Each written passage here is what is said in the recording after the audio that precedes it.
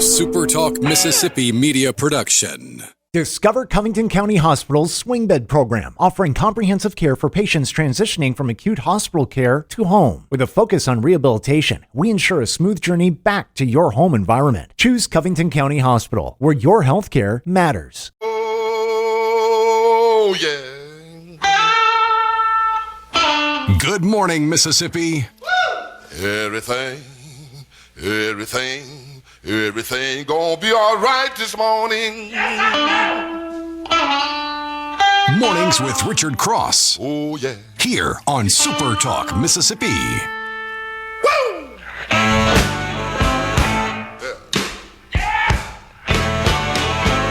Now, when I was a young boy,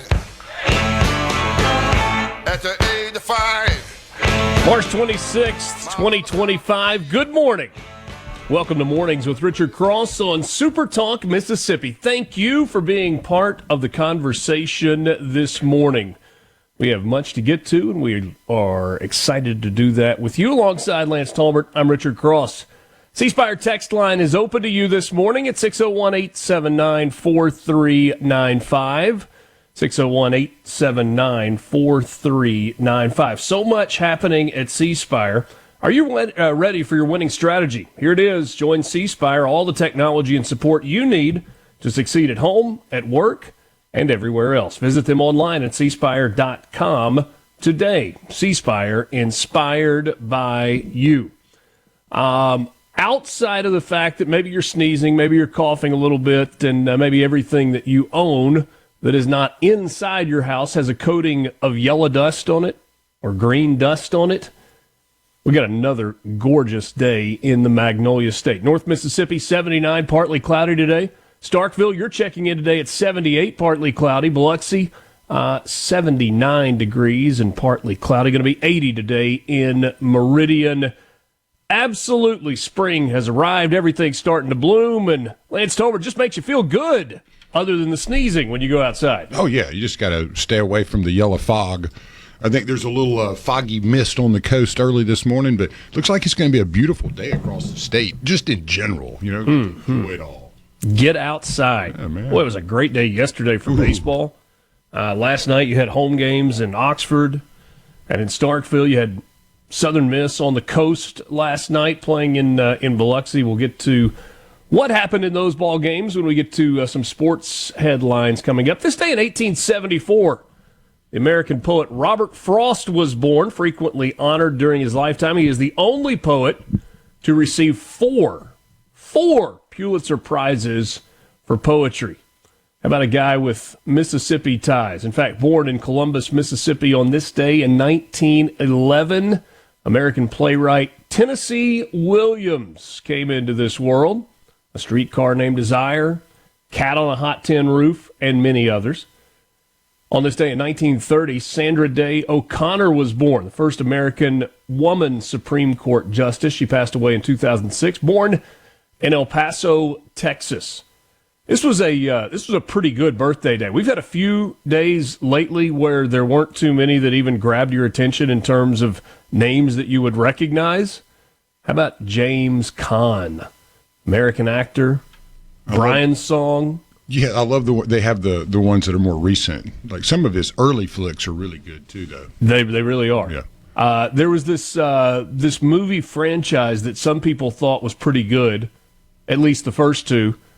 Played Sonny Corleone in The Godfather, Rollerball, The Program. What a Rollerball! What a movie, man! Come on. That was it for you? I love that one. I love Killer Elite too. That's one of my favorites that he's in.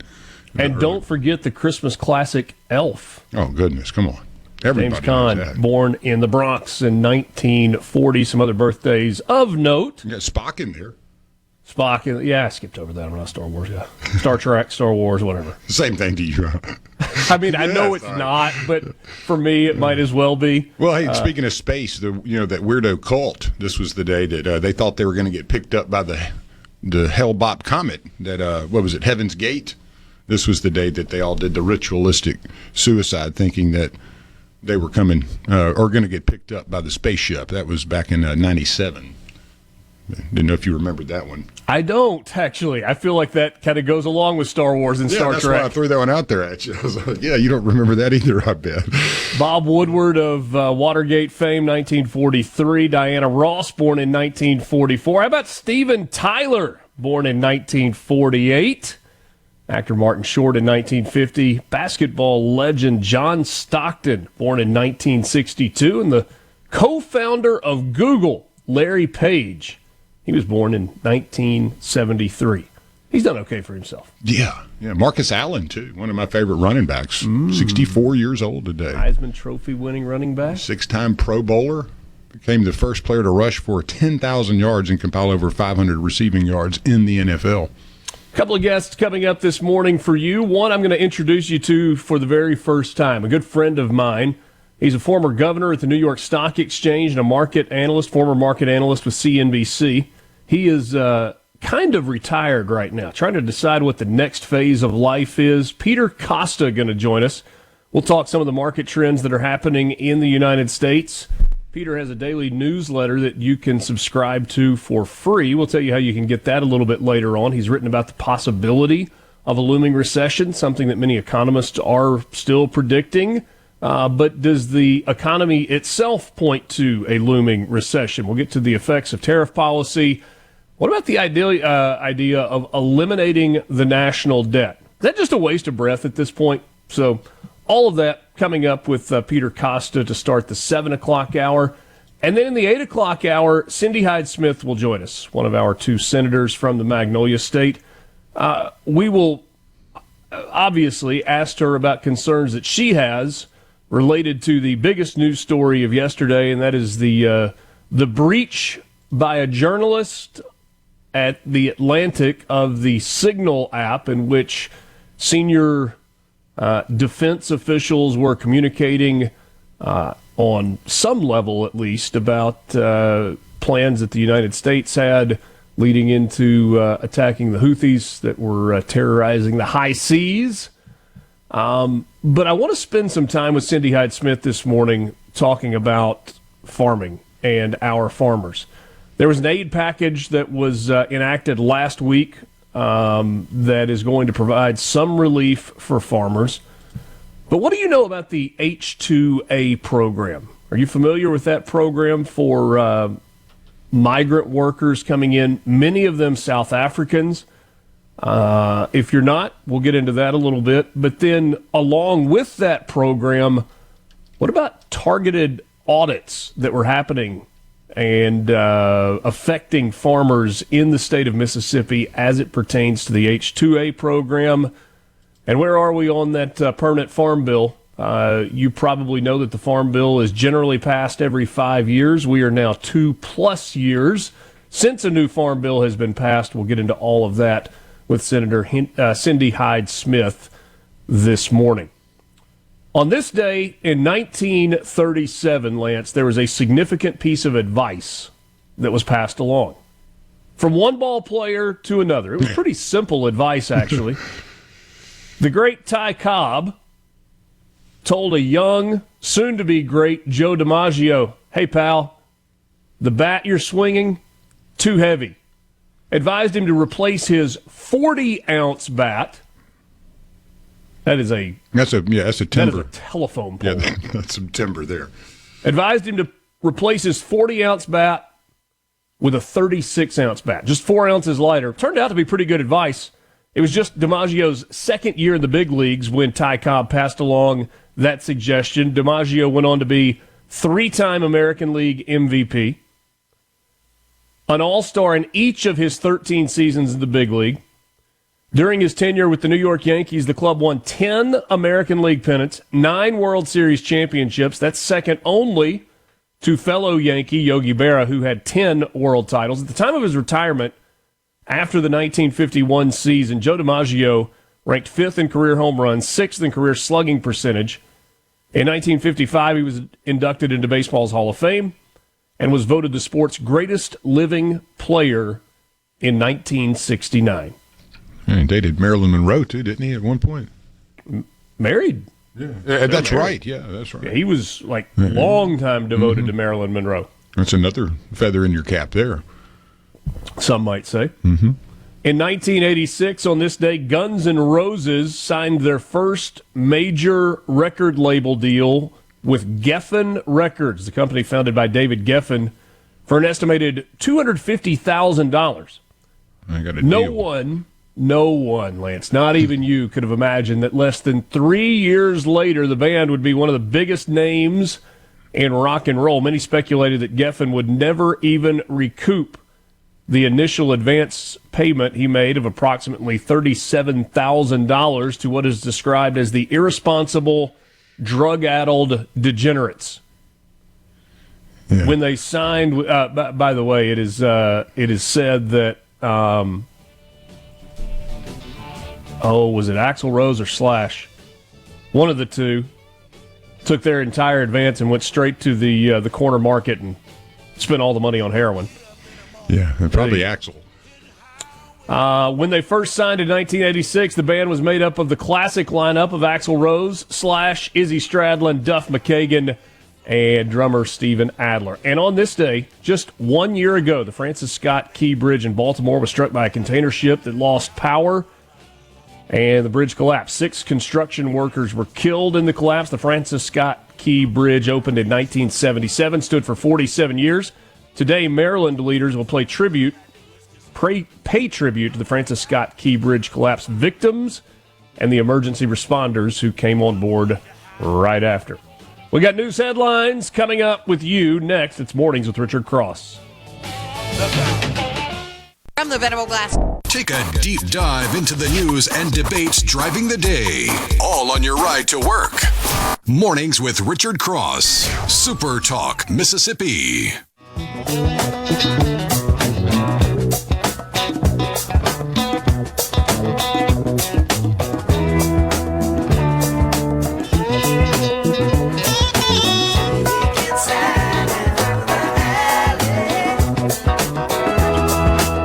Great companies in Mississippi, Ergon Refining, is investing $400 million to expand and optimize their operations in Vicksburg. It's a plan that is going to result in 20 new jobs here in the Magnolia State. The company is boosting its processing capabilities to include gas production. The planned upgrades will increase production capacity, and they include an infrastructure connecting to its Vicksburg fuel terminals where gas and diesel products are sold. The expansion also includes the addition of a dual cogeneration power complex, ensuring a reliable local gas supply while enhancing the efficiency and longevity of its facilities. Governor Tate Reeves said this about the expansion for Ergon in Vicksburg: $400 million is a lot of money. And this investment is another massive win for Mississippi. It really is an exciting time to be a Mississippian. We're finalizing deal after deal and putting up win after win for the people who live here. Ergon is a Mississippi company growing right here at home, and their $400 million investment in Vicksburg is just the latest example of the special things happening in our state. For its part, Ergon has 1,200 employees in Mississippi. They serve customers in more than 100 countries. They celebrated the expansion of their Flowood headquarters just a year ago. That was an $85 million investment that created about 200 jobs. So a lot of good things happening in Ergon. And whether you are a Republican or a Democrat, conservative or liberal, if you are a Mississippian, these economic development stories that we've joked about feel like they're coming once a week. You want to celebrate those because this all ties together with the recent bill that was signed by the legislature that is ultimately going to take our state income tax to zero, going to eliminate it. The state of Mississippi is going to have revenue coming in to replace the revenue that is going away from income tax. And the more corporate investment you see, the more high-paying jobs you see, the better off the state of Mississippi is going to be, and the better chance we have for the income tax elimination not just being a good thing on paper, but being a good thing in practice. President Donald Trump yesterday signed a sweeping executive action to overhaul elections in the United States, including requiring documentary proof of citizenship to register to vote in federal elections and demanding that all ballots are received on Election Day. The order says that the United States has, quote, failed to enforce basic and necessary election protections, close quote, and it calls on states to work with federal agencies to share voter lists and prosecute election crimes. Threatens to pull federal funding from states where election officials don't comply with the order. The move, which is going to absolutely face swift judicial challenge because states have broad authority to set their own election rules, is consistent with Trump's long history of railing against election processes. And this is one of those that on the surface, you probably like, hey, yeah, let's have universal election laws. Let's require voter ID. Let's make sure that it's paper ballots. Let's make sure that everybody votes on Election Day. Let's make sure that our elections are free and open. And that would, generally speaking, be a fairly conservative viewpoint. But conservatives would also line up with the fact of, whoa, hold on a second. We, as conservatives, believe in smaller government. We believe more in the federal government staying out of state issues. And one of the cornerstones of what we believe in the United States is that states have not only the ability but the right to run their own elections. And so this is going to be a fascinating story to follow. Did you see yesterday what Homeland Security Secretary Kristi Noem said? Said she's planning to eliminate FEMA, the Federal Emergency Management Agency. Said that during a televised cabinet meeting yesterday. By the way, that's still taking a little time to wrap my head around, my mind around. Cabinet meetings, which are happening on the regular, televised. Remember the last cabinet meeting that we saw in the previous administration? The First Lady basically ran the meeting, and we got a photo op out of that with just a little bitty snippet. The idea that a cabinet meeting is televised and open to the public is it's kind of a new thing. So Noem was giving a status report on border security when she threw in, and we're going to eliminate FEMA. She did not elaborate on the plans. President Trump has been highly critical of the Emergency Management Agency, having suggested in the past that he would consider cutting it. You know that FEMA coordinates disaster response in the aftermath of storms and also helps with long-term recovery across the United States. Democrats pushed back on her comment, saying that getting rid of FEMA would be abandoning communities in need. I feel like most of us know that that's actually not true. The money that states so desperately need and the resources that they so desperately need would not go away. It would be the agency and the bureaucracy of the agency. And it seems to me that states would then have the ability to handle their disasters. Now, some are more equipped than others. We have been very blessed in the state of Mississippi with the job that MEMA has done. But MEMA has worked with FEMA hand in hand, even if MEMA has taken the lead on some disaster recovery here at home. So we'll see where that goes. And finally, the use of emojis in a leaked Trump administration group chat on the supposedly secure Signal app discussing strikes on Houthi targets has sparked outrage, with accusations that officials made light of the sensitive topics being discussed. The goalposts, by the way, are constantly moving in the conversation about Signal, because on one hand, it's how could a journalist get involved? How could a journalist be given access? Oh, they were sharing classified information that shouldn't have been shared via text message in a relatively unsecure app. But now it's, oh no, there's outrage because of how the people within the message were discussing the events that were happening.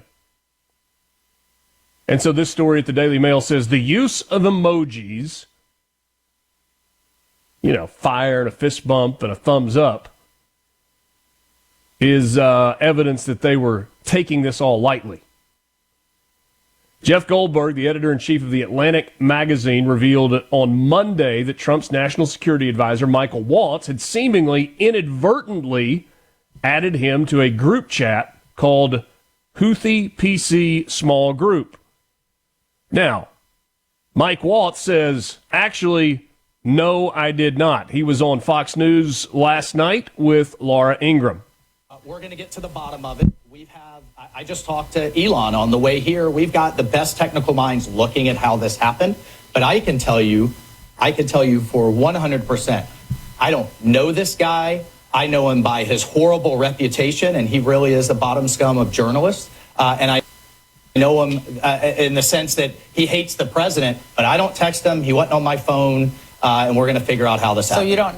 So that was Mike Waltz talking about how Jeff Goldberg got in there and says, I don't know how it happened. So I guess this would be editorializing, not just giving you a news headline. Isn't this one of those areas where more than one thing can be true? Clearly there was a screw-up, and I don't know that I've heard anybody within the Trump administration say, hey, this was a screw-up. It wasn't supposed to happen. We're going to fix it. But there are a lot of other things that go along with this, too. How did Jeffrey Goldberg get in? Is Mike Waltz telling the truth? Why did Pete Hegseth push back and say the whole thing is false when clearly it wasn't? And the national security team had said, yeah, we verified it. That is the text chain we think. You had Waltz and J.D. Vance and Pete Hegseth and Marco Rubio and Tulsi Gabbard and Susie Wiles, all part of that text chain through Signal. Goldberg has said, Mike Waltz, Pete Hegseth, the administration, they are lying. This story is not going away anytime soon. We're back with you. This is Mornings with Richard Cross. Trigger warning, we'll have some sports headlines coming up next.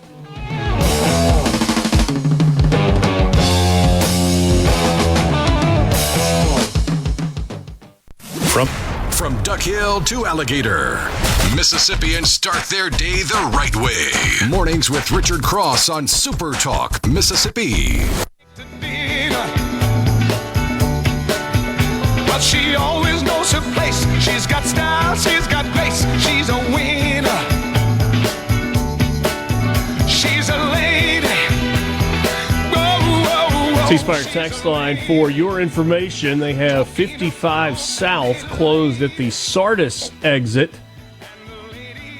headed toward Batesville. Says not sure why, but it'll be a major delay if you are on the road headed that way. So if you are perhaps in DeSoto County or Tate County, making your way south toward Batesville, Grenada, maybe on your way to Jackson, expect delays on Interstate 55 southbound near the Sardis exit. Thanks for that update.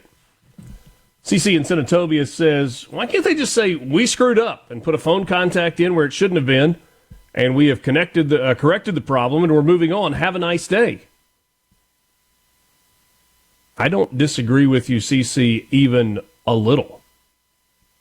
That makes a lot of sense to me, but I think we do have enough evidence over the course of 4 years and now 2 months and change that's not generally how the Trump administration operates. For those of you, and I don't know that there are many of you that think this, that, oh, Richard, you never say anything bad about the Trump administration. Well, I don't know if this is bad or not. But we got plenty of evidence that suggests that when the Trump administration, from the president on down, is accused of something, good, bad, or otherwise, they tend to not address the issue, at least externally, head on. They go on the attack.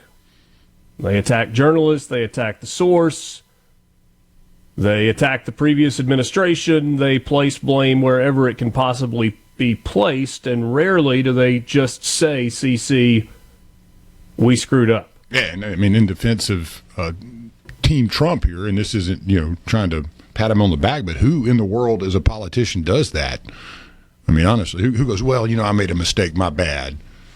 I mean, I don't remember one in recent memory. It's usually deflect or, that's what they do. That's what politicians do a lot, and, that's just par for the course. But I do agree with Cece. Lance, are generally pretty forgiving. When somebody makes a mistake and owns it. I'm 100% with you. I just don't think that's the climate that we're in, where you get a politician that says, oopsie daisy, it won't happen again, we fixed it. That's my fault, my bad.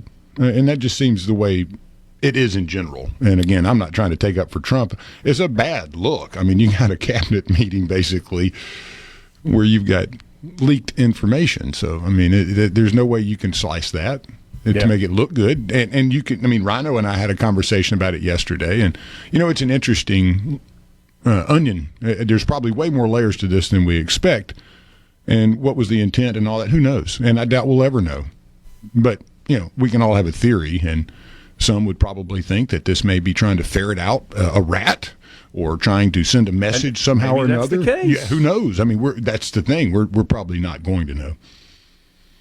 And the Atlantic Reporter the Atlantic Reporter is not a good guy either. So I mean, no. He was one of the ones that was trumpeting the Russia hoax and the Very Fine People hoax. Yeah, stuff that got debunked. Yeah, repeatedly. I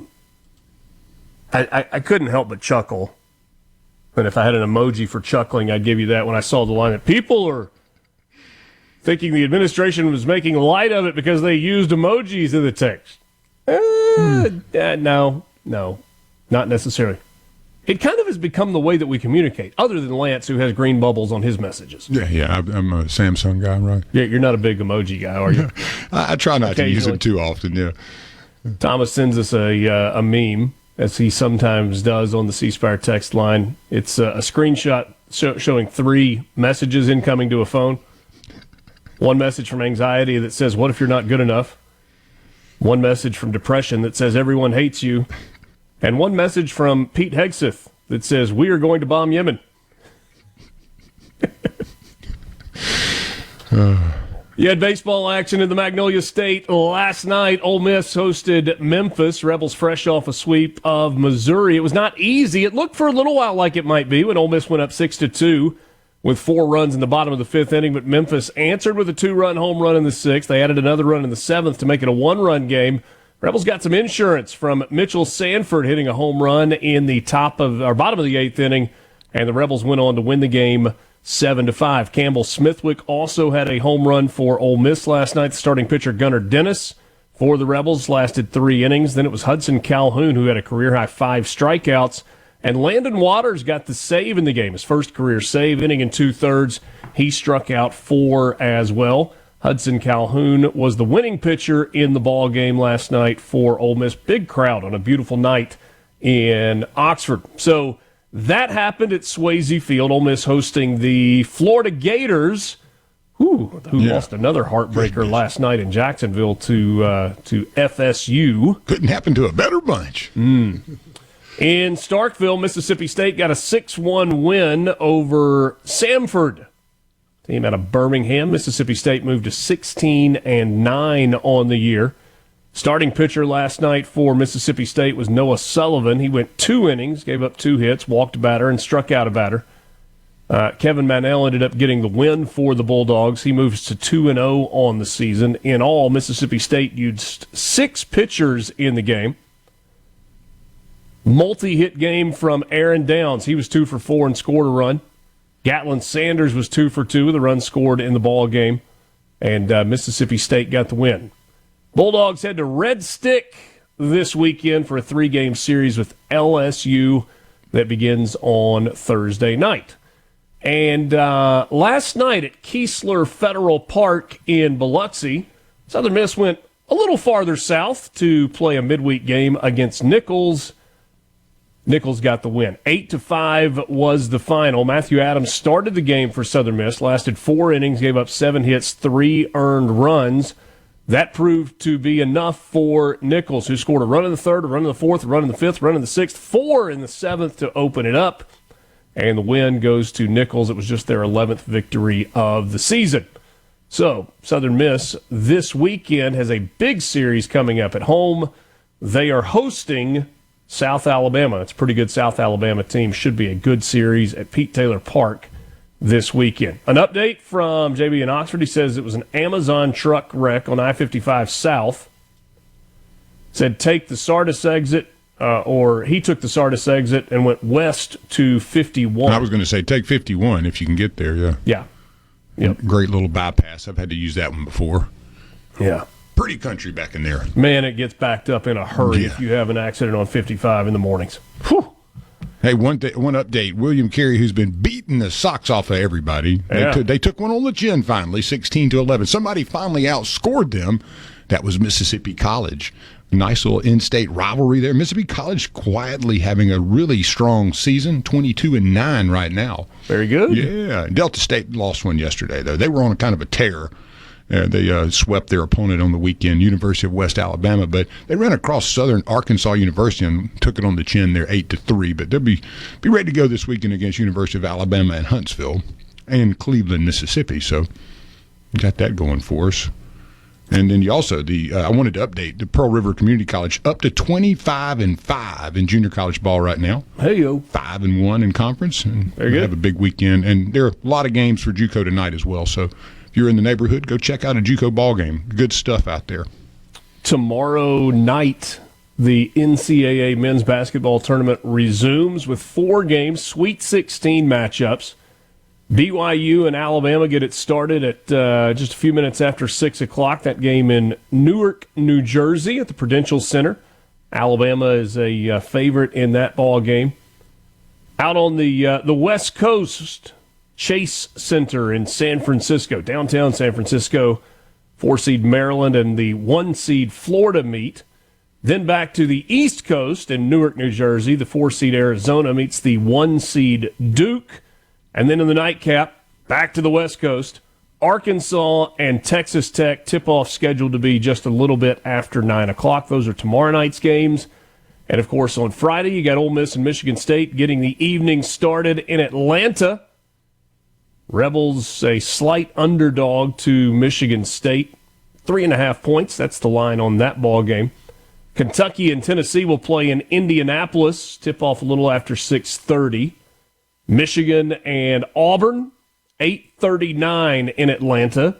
And then the nightcap is Purdue and Houston, that game on True TV. By the way, the Ole Miss-Michigan State game will air on CBS if you want to watch that one. Few of your messages on the C-Spire text line, 601-879-4395. Dave in Ripley says, I really don't know why this is such a big story. It's a nothing burger to me. I don't know that I'd go nothing burger, Dave. I do think there is a reasonable level of concern that some level of military operational plans were available to a journalist in a place where he shouldn't have been. How did he get there? That's probably a pretty significant question that needs to be answered. John and Hurley, any word on moving the Ole Miss baseball game start time on Friday, doing to the basketball team in the Sweet 16? Keith Carter yesterday morning told us that no, that is not on the table.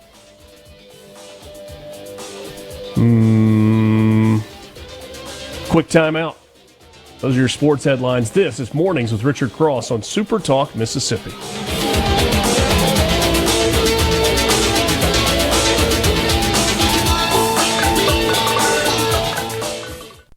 Good morning, Mississippi. You're starting your day off right. Welcome to Mornings with Richard Cross here on SuperTalk, Mississippi.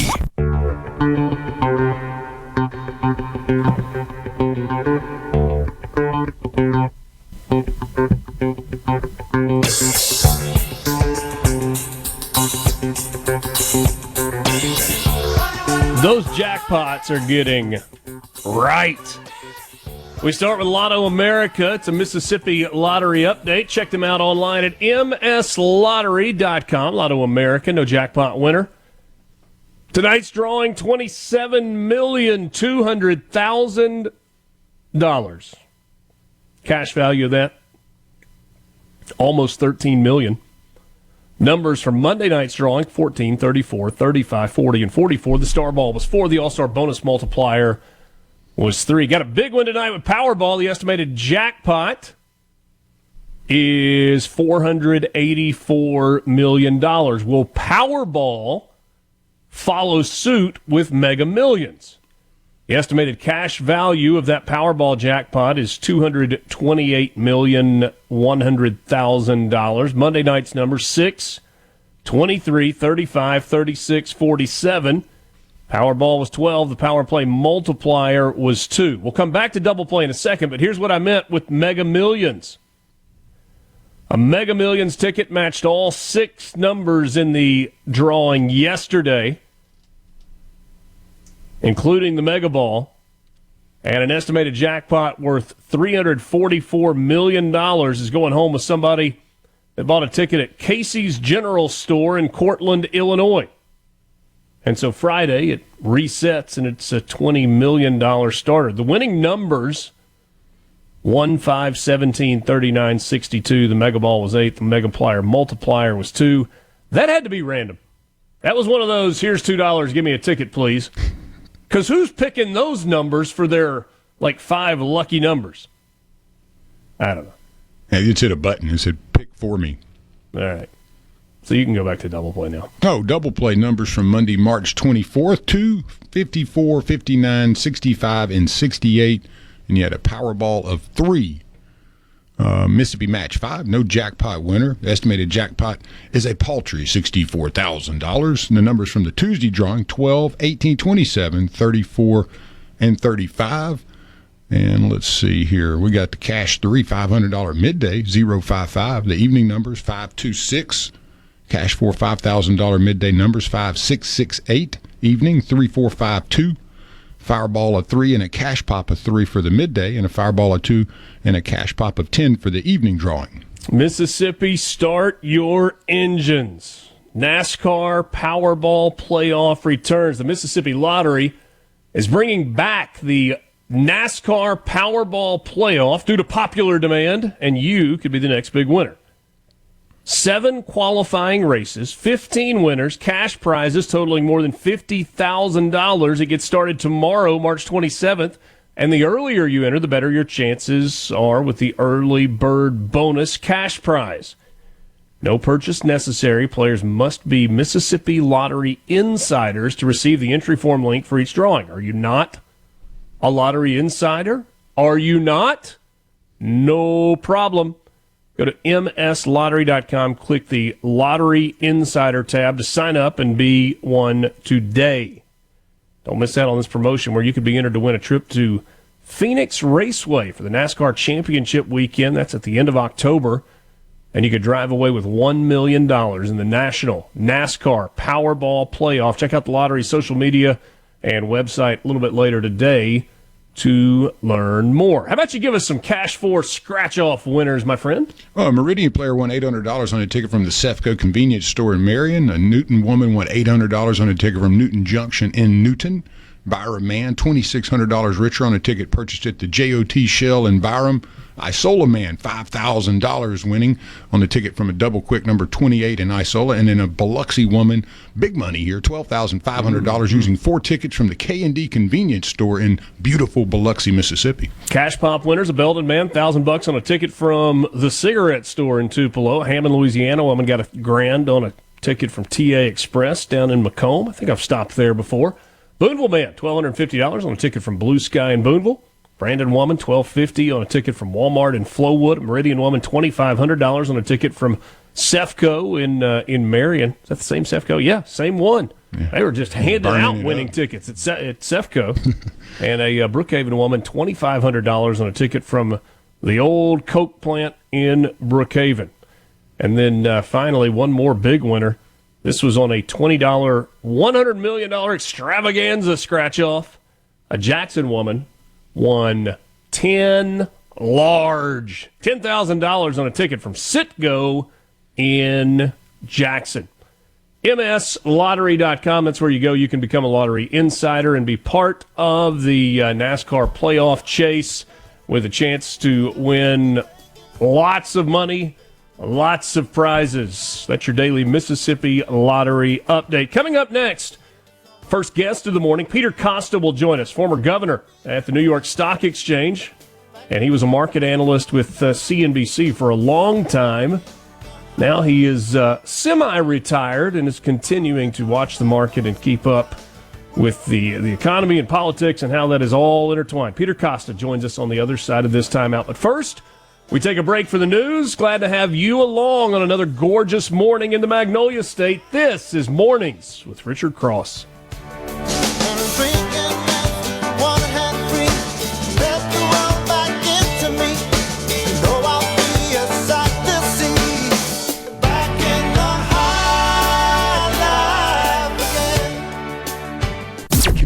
The views and opinions expressed by the hosts, guests, and callers on this show are not the opinions of TeleSouth Communications, its management, or advertisers. Want to know what's being said in the halls of the Capitol? You're in the right place. Mornings with Richard Cross continues on SuperTalk, Mississippi. Places, everyone. Come on, places, please. We're ready. This is it. Ready? We are ready to go.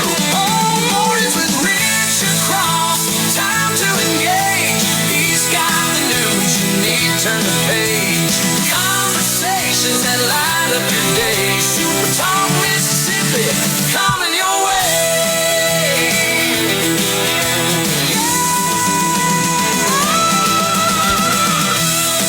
Welcome again, 7 o'clock hour, Mornings with Richard Cross, SuperTalk Mississippi. That's new. That's new, right, Lance? New stuff right there. So did we hire a band and a writer to come up with that? Yeah, Buddy and I did that in studio. Well, I appreciate that very much. Glad to be with you. This hour of Mornings with Richard Cross is brought to you by MWG Employer Services. Running a business is tough, and if you're struggling with HR, benefits, and payroll, you're not alone. That's where MWG Employer Services comes in. They can provide a full range of employer services plus a custom plan that fits you. Call today, 601-206-7966, or go to mwgemployerservices.com. I am excited to welcome my first guest in this morning. He is, candidly, he's a friend. Peter Costa, who I have gotten to know over the last decade or so as he has made his way from the rough and tumble streets of New York City to Oxford, Mississippi on a nearly annual basis. He is a former governor at the New York Stock Exchange, former market analyst on CNBC, and despite the fact that he is a fan of the Tennessee Volunteers, he is an all-around good guy. Peter, good morning, and welcome to the show. Oh, Richard, thank you very much for having me. And I wore this particular shirt in honor of the fact that the Vols are probably going to end up in the Final Four. And, I'm not alone. I didn't just do that, just one thing. I brought my Ole Miss hat as well. He's got it balanced.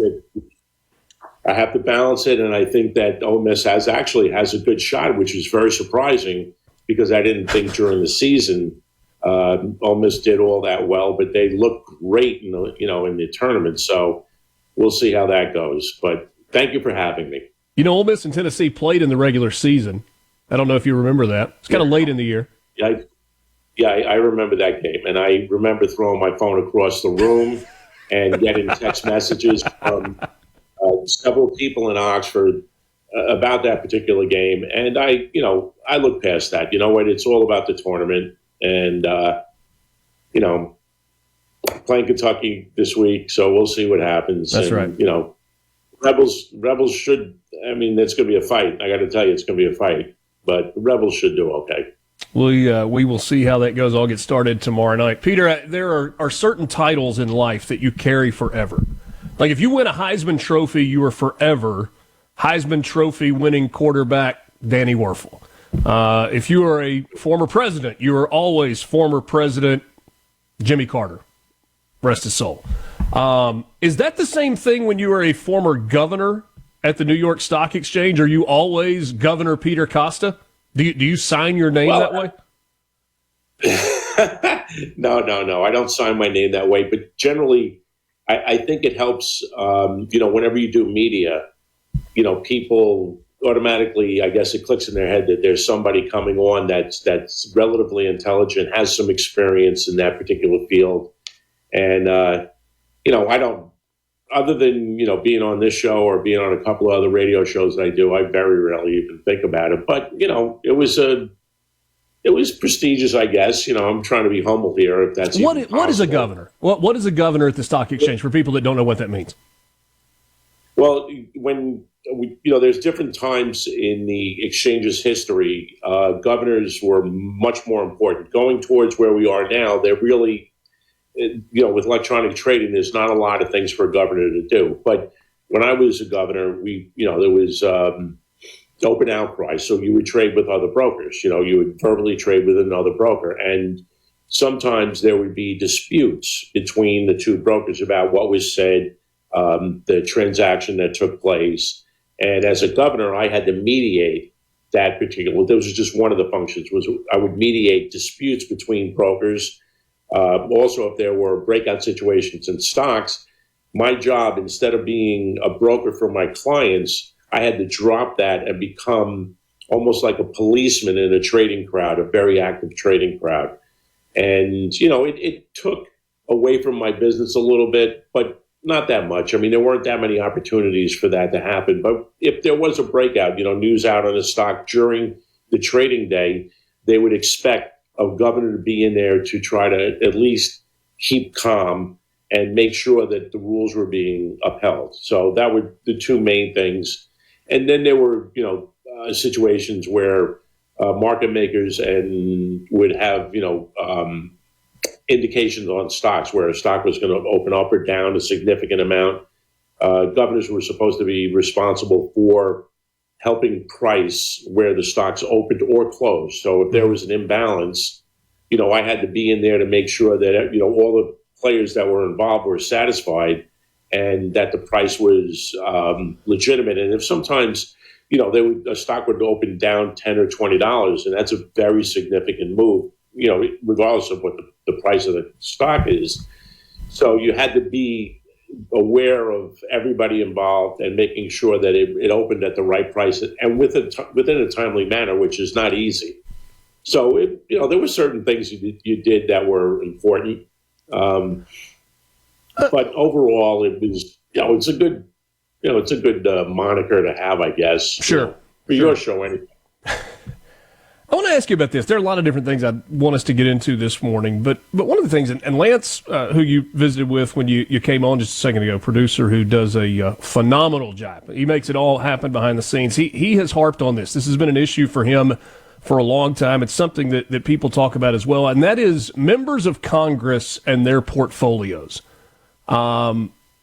By virtue of the jobs they have, members of Congress have information that the American public, the general stock trading public, is not necessarily privy to, and yet it is not illegal for them to invest based on some of that information. Now, they can't share it. They can't pass it along. You can't have the whole inside trader stuff in theory, but we see net worths of longtime legislators that have ballooned exponentially despite a $225,000 or so salary. How much concern did you have or do you have about that as a financial analyst and a former trader?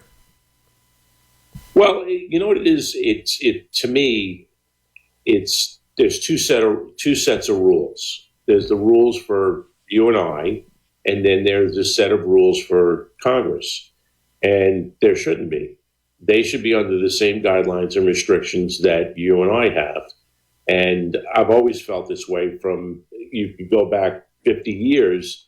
I don't think, they make the laws, so they make the laws that suit them and have, somewhere buried in a 500-page document, there's something in there that exempts them from insider trading laws, and to me, I think that should be corrected. there's a lot of things about Congress that should be corrected, but to correct it, they have to correct it. And, if you're a congressman and you have the ability to trade over time and make a serious amount of money, like Nancy Pelosi, I don't want to bring her up.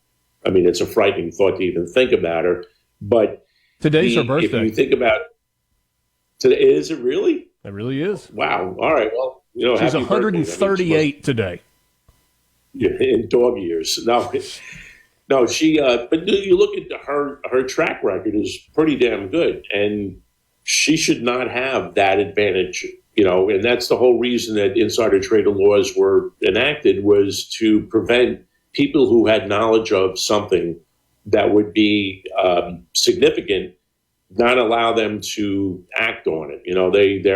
They can't trade on information that they have that no one else has. But so an example of that would be if you're on a board of directors of a company and a terrible earnings report is on the way, or that there is an acquisition that is about to happen that the market is not going to view favorably, you don't have the ability legally to dump a bunch of your stock before that happens. However, if a member of Congress knows that something like that is coming, they can quietly dump their stock and not take the hit. Is that what you're talking about when you're, rules for me, not for thee? Right, 100%.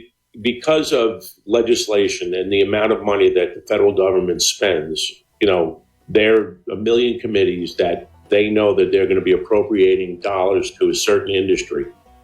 Now, if you look at the industry and you look at the 5 biggest players, they're going to benefit from that particular piece of legislation.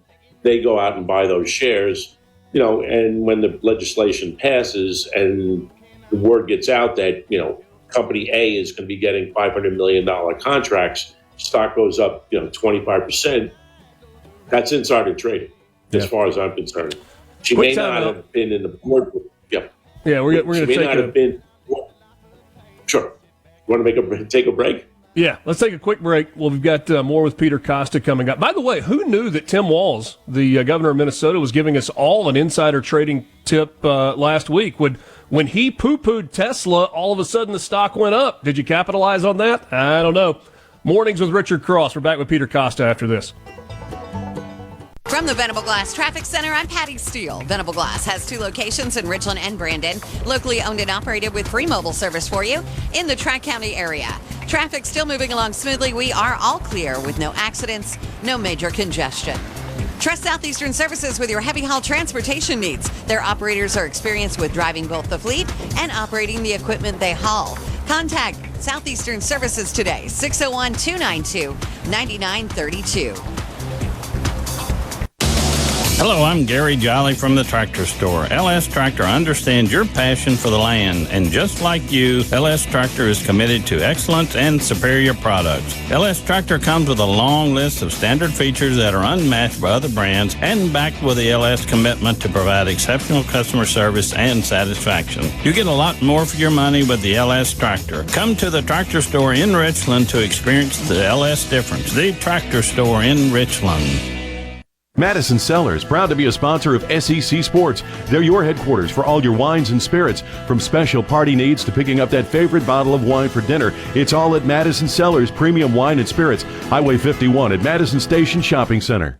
Hey, this is Will with Service Specialist. Are you looking for new employees, spending hours searching recruitment sites? For over 50 years, Service Specialist has been connecting hard-to-find qualified candidates for employers. We have candidates for all your administrative, professional, manufacturing, and industrial needs. Check us out online at ServiceSpecialistLTD.com. That's ServiceSpecialistLTD.com. Service Specialist, your expert recruiters helping employers and job candidates connect since 1967. Service Specialist with offices in Ridgeland, Canton, Oxford, and now open in Columbus.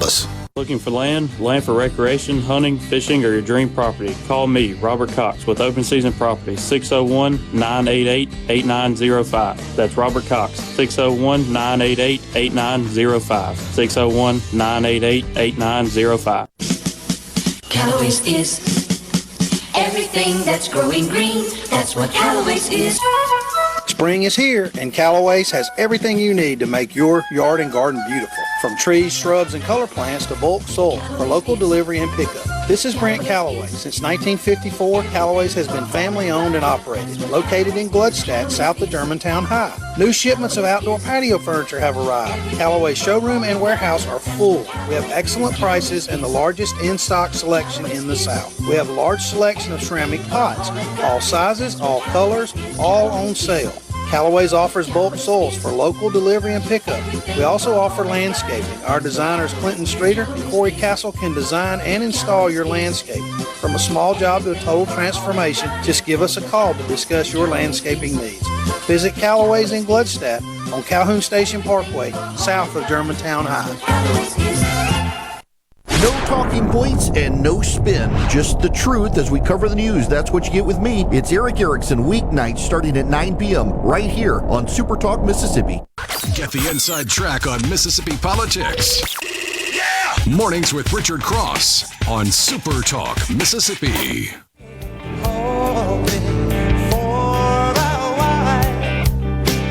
Not to have to drop it, men are not to cry. Back with you, Mornings with Richard Cross, SuperTalk Mississippi, streaming at supertalk.fm, SuperTalk TV, available to you as a podcast. You can listen on demand. We want to make life as easy as possible for you to be a part of the conversation, to be informed, and to hear this conversation with Peter Costa, former market analyst at CNBC, former governor with the New York Stock Exchange. And let's kind of go rapid fire on some topics. But before we do that, you have a most days daily newsletter that you send out. It is a mix of market analysis and political analysis and some opinions and the occasional Tennessee Vols reference. How can people get that? Well, Richard, it's on an app called Substack, which is basically a free writer's. Yeah. You know, if you write, you want to write and post something like a blog, you can go on there and do it for free, and they will support you up to a point. And it's called Costa's Corner. And if you go on Substack and type in the search Costa's Corner, it should come right up. And generally what I do is on Monday will be business. But, you know, with business, it's weird because I originally wanted to just keep it strictly business on Mondays, but because of politics, they meld almost together. You know, it's almost like one is involved in the other and the other is involved in one. So yeah. Monday becomes more of a political business or business political, and then Wednesday is all politics. And, you know, I try to be fair. I mean, I'm a conservative Republican, but I don't think everything that, you know, you're not a right-wing nut job. No, I'm not. I'm not a MAGA Republican, but I do believe that if you look at what Republicans stand for and how they want things to run, I follow that vein more than I would follow any Democratic vein. Yeah. And I think that, you know, but there are certain things, you know, I mean, if there's a Democrat that actually will listen, and I think there's one in Congress that does listen out of how many Democrats there are in Congress, there might be one Democrat in the United States that listens because most of them don't.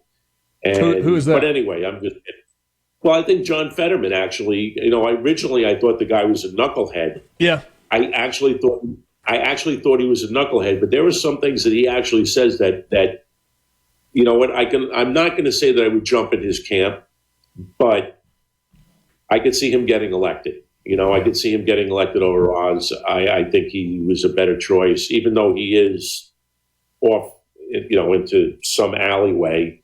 There are certain things that I do agree with, and I do think he's a spokesman for moving the Democrats into the middle, which I think would be very helpful for them. Let me ask you about this, Pete. You have recently written about a looming recession. There are a lot of economists they say that there are indicators in the market that suggest that is coming, and yet we also see kind of on a daily basis some of the things that Donald Trump promised during during the election season about bringing gas prices down, lowering interest rates, lowering the cost of eggs. It didn't happen in 3 days, and there was the gotcha moment related to that. But over the course of a couple of months, we have seen some of those prices come down a little bit. Why are we talking about the possibility of a recession? Well, one of the things, when prices come down, it's not only because of, increased supply, it's also that you're decreasing demand. So to me, we are seeing a decrease in demand for certain products. You're not going to see a decrease in demand for eggs. You will never see that. No matter what they say, people are going to buy eggs. I was buying eggs at $11 a dozen. I'm going to buy them at $4 a dozen. So to me, eggs are not really a good indication of supply, demand. It's just people are going to buy them, and that is it.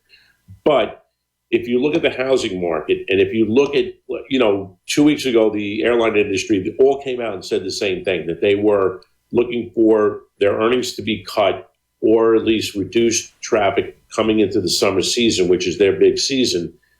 That tells me that they're looking at business travel being curtailed, which is a sure sign of companies cutting back, personal travel being curtailed as well.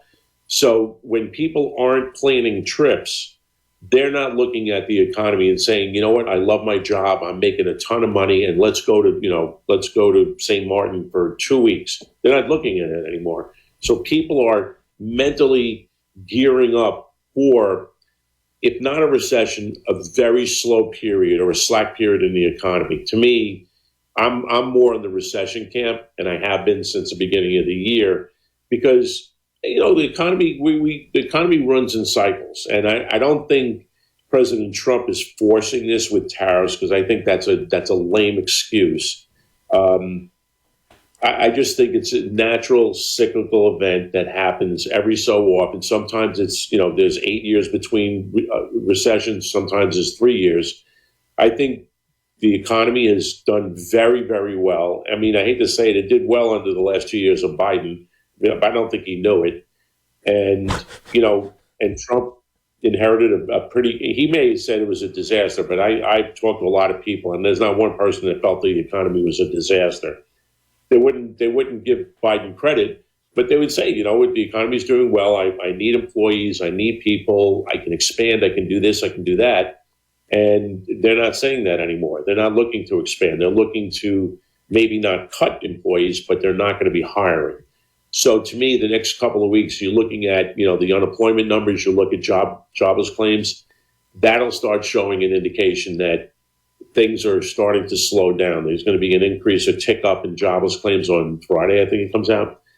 That's one of the things you'll look for. And I think that you're going to start seeing that. So I don't think it's going to be a deep recession, but I do think we will see a period sometime during the summer that's going to be very slack period. And that, a lot of slack periods, if they don't, when we had slack periods in the past, the government would spend more money. Right. I don't think you're going to see the Trump administration spending more money. You mentioned, I don't think. You mentioned tariffs a second ago, and from the time that Donald Trump started talking about tariffs leading up to Election Day to now, where some of those are going into place, there have been two camps. One, it's awful, it's going to kill us. Two, this is more of a negotiating tool. And I guess maybe a third camp that says, hey, this is something that is going to balance global trading and get the United States out from behind the eight ball. I know it's such a broad topic, but in a relatively short period of time, when you look at tariff policy for the United States with the rest of the world, what stands out for you? Well, to me, originally, I thought it was, for Trump's idea of bringing back, manufacturing to the United States, which I completely and 100% disagree with. I don't think it will, but that's another topic. I do think this is more of a negotiating tactic, and I think that it's not I don't like tariffs. I don't think no one wins in any kind of tariff war. It ends up, causing more problems than it solves.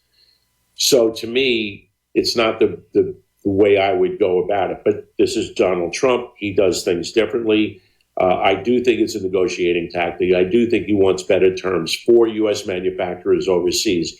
I'm not so sure that he thinks that having tariffs is going to increase manufacturing in the U.S. It has started to, though. You've seen some indications of companies bringing back manufacturing.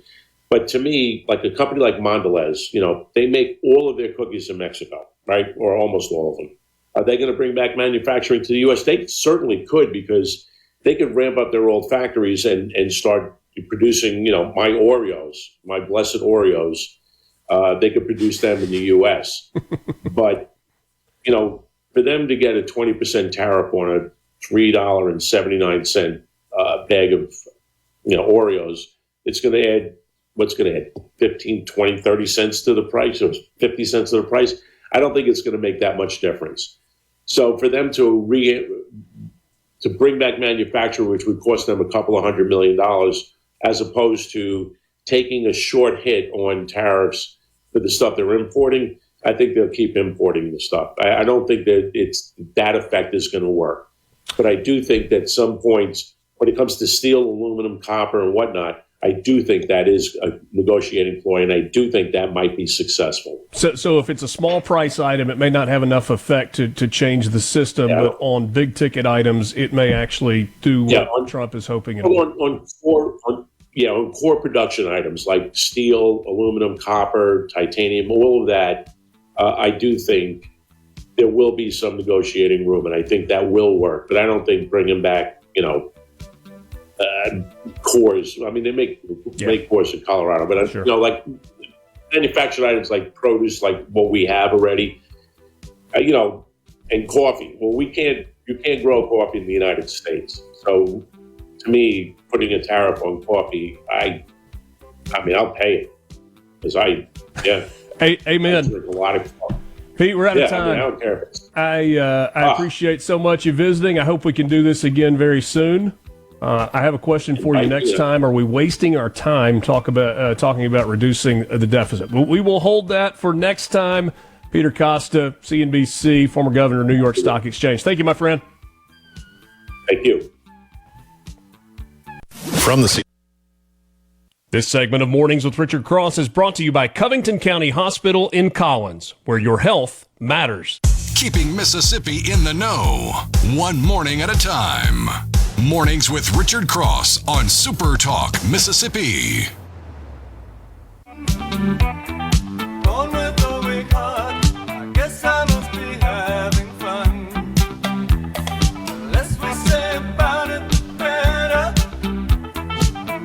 Appreciate all of our guests. It's fun visiting with Peter. Like I said, I've known Pete for a long time. He's a great guy. He's incredibly generous and he's really smart also. And I think if we continue to visit moving forward, you will perhaps get a little more of his gregarious personality. You got to ask him about all the jackets. We were laughing. You had gone to a coffee break when I was getting to visit with him. I said, "Man, do you still have all your jackets?" He goes, yeah, I do. And I was like, well, were they all navy blue? And he goes, no, one of them we had was like a light green. And so, but we did one time, we had, for about 6 months, we did camouflage. Oh, really? And because the boss didn't like it too much, so they had to scrap the camo at one point.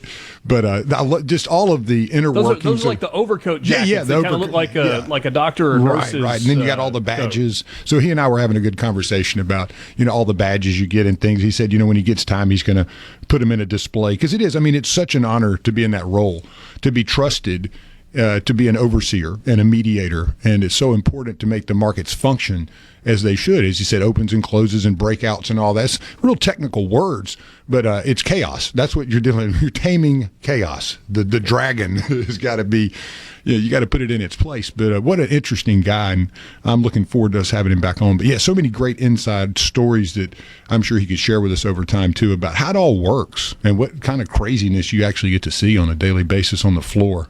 Got a message on the ceasefire text line. Kudos on the Costa segment. One of the better discussions I've heard on the radio. As you listen to Peter's answer about tariffs,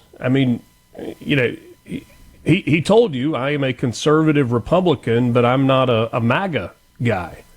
And when you listen to the way that he answered the tariff question, that was a career working in the markets answer to that question, not a go Donald Trump answer to the question. Well, I'm with him on that because when you're in the world of managing money for people and clients, I mean, the president politically doesn't matter. It really what matters is how it affects your customer. Mm-hmm. That is where your best interest is, and that's how you serve your customer correctly. It's not getting politics in the middle of it. It's looking at it going, how is this best going to serve my retiree or my client trying to save or my client trying to invest? And so, for the many years I was in, I paid attention to politics. I always have been a Republican, but at the same time, I've always seen the moderate side is best for both parties. And to get into those extremes, and sure, you get kind of wild swings. And with him on tariffs, it's a great negotiating tool. And certain things I don't think should be, have tariffs on it. Like you said, coffee. I'm going to buy coffee anyway. But if you can't make it here, it's got to come from somewhere else.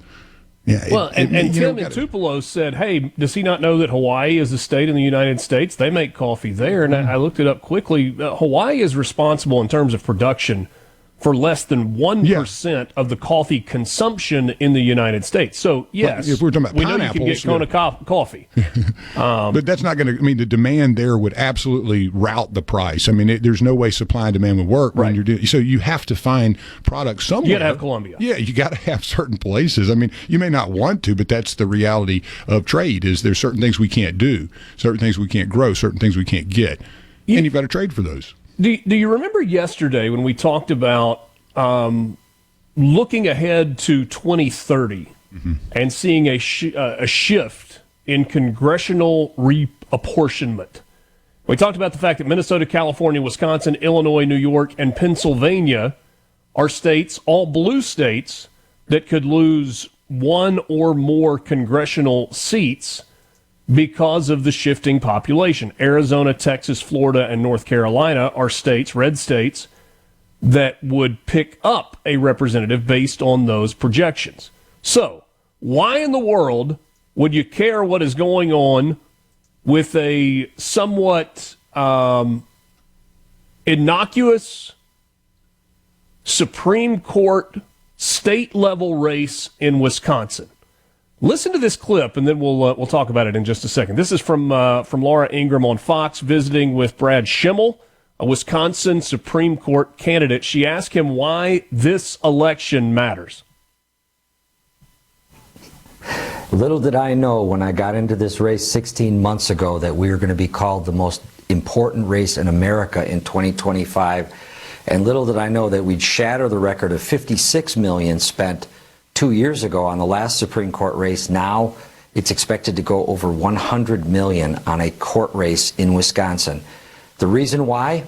My opponent got caught by the New York Times, a month and a half ago or so, getting on a Zoom call with our state Democratic Party chair and billionaire leftist donor Reid Hoffman, promising that if she got elected on the court, they would turn 2 Republican congressional seats into Democrat congressional seats. Now, just yesterday, the minority leader in our state, in our House of Representatives, Hakeem Jeffries, got caught saying the quiet thing out loud also, repeating that same promise that we've got to get her on the court and then the court will take over the role of the legislature and gerrymander out 2 Republican congressmen. So there you go. That's why it matters in Wisconsin. First of all, $100 million being spent on a court race in the state of Wisconsin. Now, Wisconsin has Milwaukee, it's got Green Bay, but that's not New York, Chicago, LA, Miami in terms of media markets.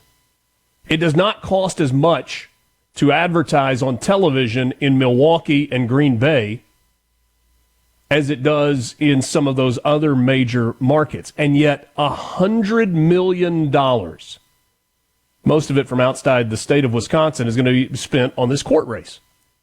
Susan Crawford is the Democrat candidate for a Supreme Court seat in Wisconsin. And you heard what Brad Schimmel said there. He said she got caught on a Zoom call talking about we'll fix the districts, we'll turn Republican districts Democrat. That was a little while ago. And then Hakeem Jeffries said through gerrymandering, they'll get the districts right. So how does that tie into what we were talking about yesterday? Shifting congressional seats, reapportionment. You're looking, based on the projections, at 10 seats shifting from blue states to red states. Those seats represent votes in the Electoral College. The race to 270.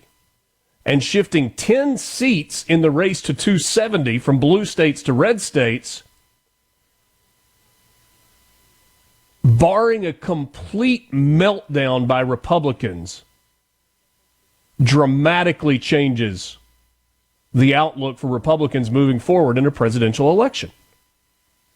If you take away 4 seats in California and you add those to Texas, if you take away 2 in New York, 1 in Illinois, 1 in Pennsylvania, and you add those to Florida, that's 8 additional votes, not to mention 1 more in Arizona, 1 more in North Carolina. Those states aren't quite as red, traditionally, as Texas and Florida are.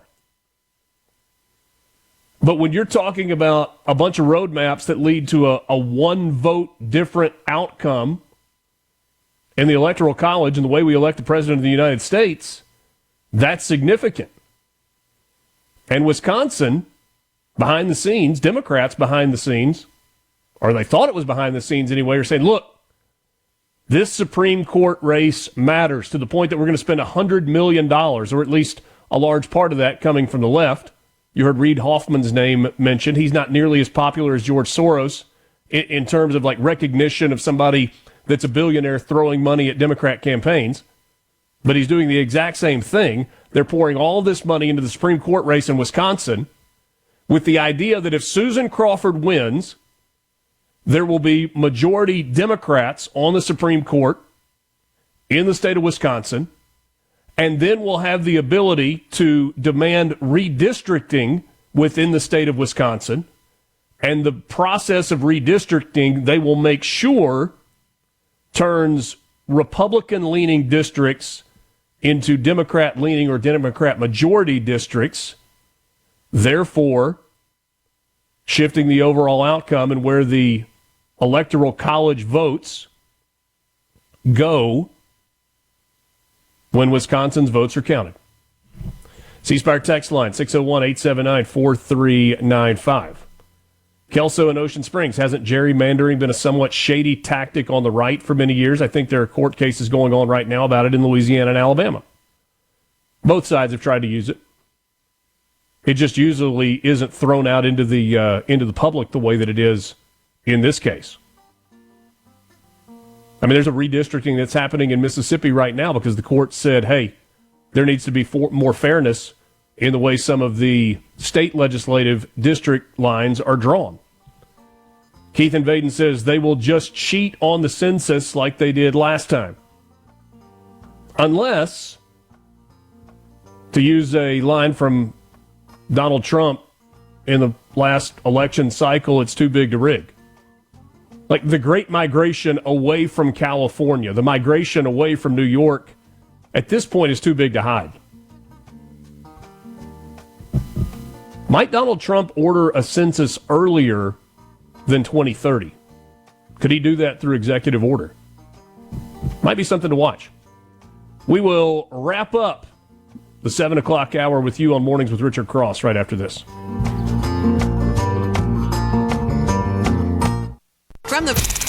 Know where the news is going next. Mornings with Richard Cross on SuperTalk, Mississippi.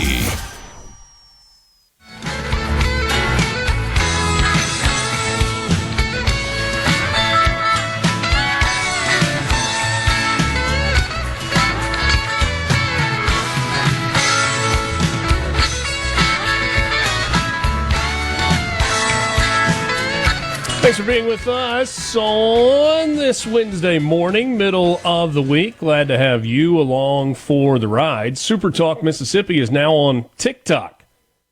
Catch clips of the shows, podcasts, sports highlights, and more. Just search for SuperTalk on TikTok. You a big TikTok guy, Lance? Not really. I mean, I catch stuff on it here and there. Yeah. But I use Twitter much more. YouTube, Twitter, those are kind of the ones my go-tos. But yeah, TikTok's interesting. What about Instagram? Here and there, yeah. Depends on if somebody's shooting me something from Instagram. Yeah. I'm like, I'll open it up.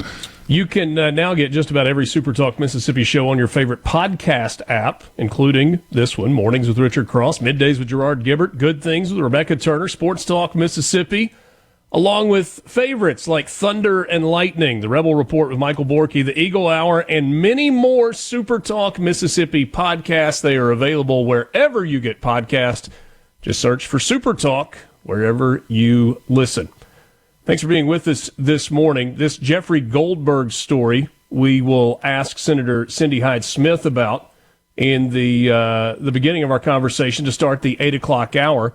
Yesterday, Jeff Goldberg from The Atlantic was on an interview with Tim Miller. Tim Miller, not exactly a right-leaning guy, but he asked a difficult question, and the answer that Jeffrey Goldberg provided was either insightful or lacking, I suppose, depending on your perspective. Take a listen.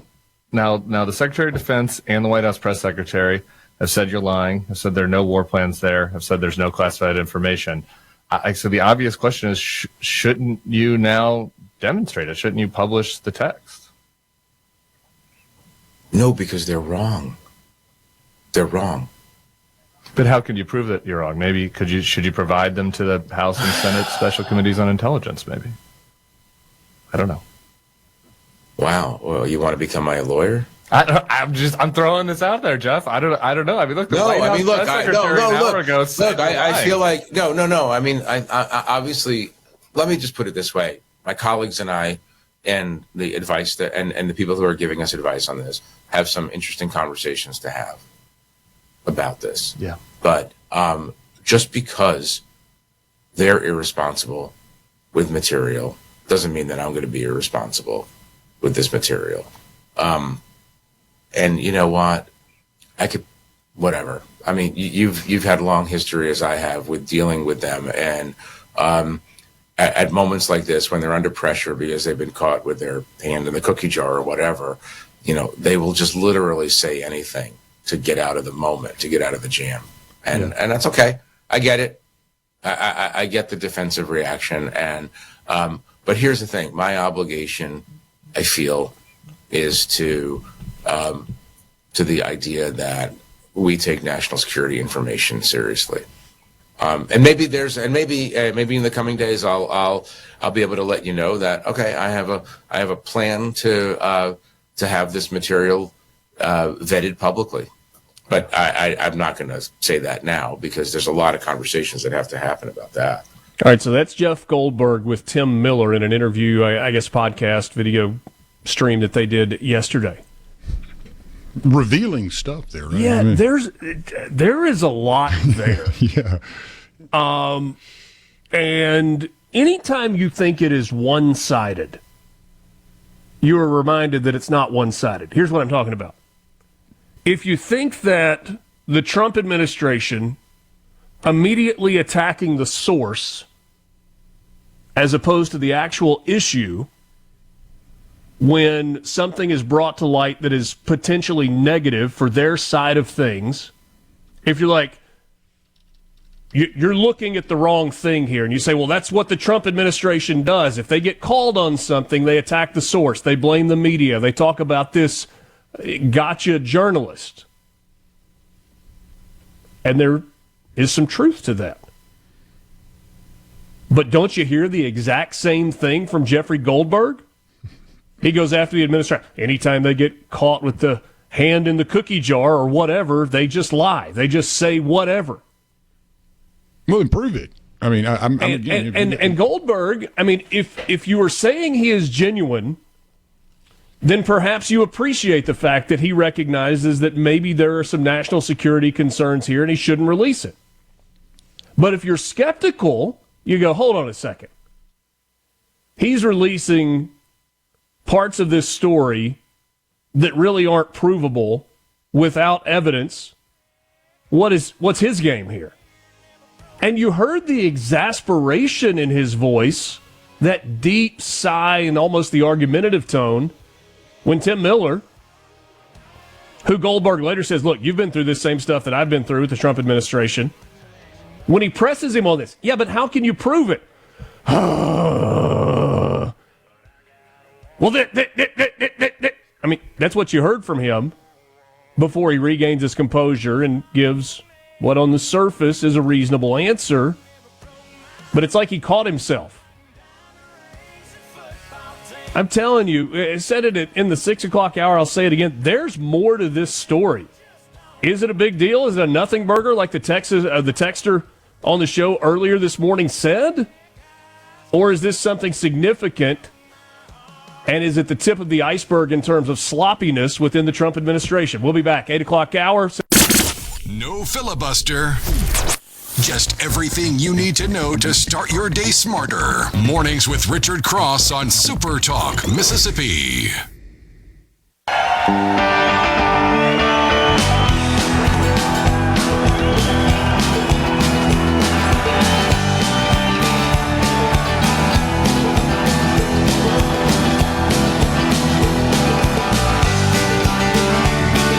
Welcome again to Mornings with Richard Cross on SuperTalk, Mississippi. 8 o'clock hour. Thank you for joining us. We're glad to have you along for the ride. Remind you that you can be part of the conversation on the C Spire text line, 601-879-4395. Again, 601-879-4395. Visit C Spire online at cspire.com. C Spire, inspired by you.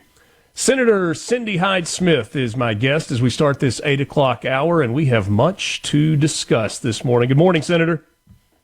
Good morning, Richard. Thanks for having me on. Thank you as well. I certainly want to talk with you about the Farm Aid news that was released last week. That's what I kind of reached out about, but certainly the headline-grabbing story in Washington, D.C. right now is this Signal app chat transcript that Jeffrey Goldberg from The Atlantic claims that he was included on. What is the rumbling around your office in the Capitol as people are learning more about this and trying to decide what's real, what may be fabricated, what's exaggerated? Well, it is an interesting topic, and I am very intrigued to find out how this ends. You know, we've been at this a long time, and a lot of times reporters will get information that illegally, or they'll have a bribe on someone that's in the room to tell them, but they can't tell you their source because it'd get them in trouble. Right. And, you know, even at the state capitol, I've known of people through the years that when an assistant would be at lunch, they would pretend like they were talking on their phone and walk behind her desk to see what they could see on the desk that would lead them to where to go look for information. And so when they get it, it's like, oh, God, I've got this great, juicy, hot news, but how am I going to tell them I got it? And I think that is where Jeff Goldberg is right now. Is, you know, I got it, but I really can't tell them how I got it because I'm going to get myself in trouble.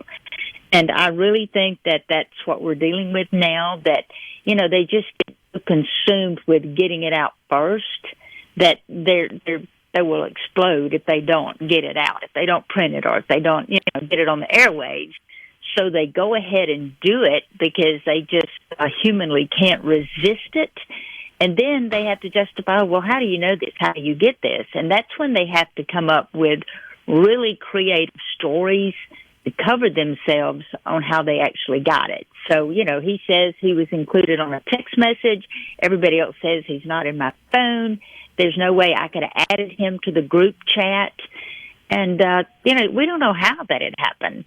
But I just know in the past that's what has been the circumstance a lot of times, that they have hot, juicy news, but it's like, I'm going to tell it, but I've got to create a story to justify how I can tell it, that I'm not getting myself in trouble in covering it. So it's unfortunate. And, you know, Roger Wicker, as chairman, says he's going to get to the bottom of this.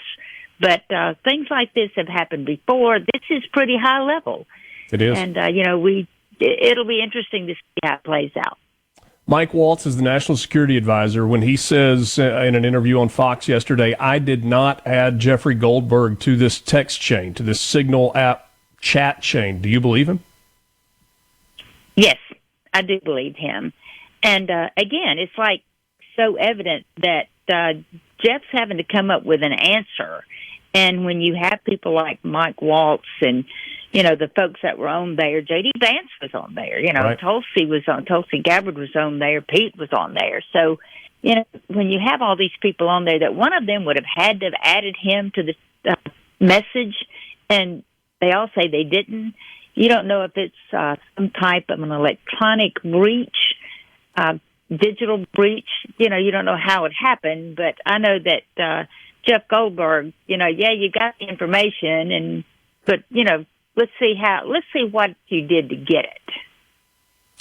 Visiting with Senator Cindy Hyde-Smith this morning on Mornings with Richard Cross. I want to shift and I want to talk about the farm aid that was approved and began last week. I've asked you when we've talked previously about the farm bill, and I feel like this is on me because it was kind of a general question, and it's like, hey, tell us about the progress on the farm bill. I think everybody knows that it gets approved every 5 years, or it's supposed to get approved every 5 years, and we're 2 years now past when the most recent farm bill should have been put in place by Congress, and we know there are lots of reasons that has happened. But aid payments were approved and I guess began last week. What does this mean specifically for farmers in Mississippi?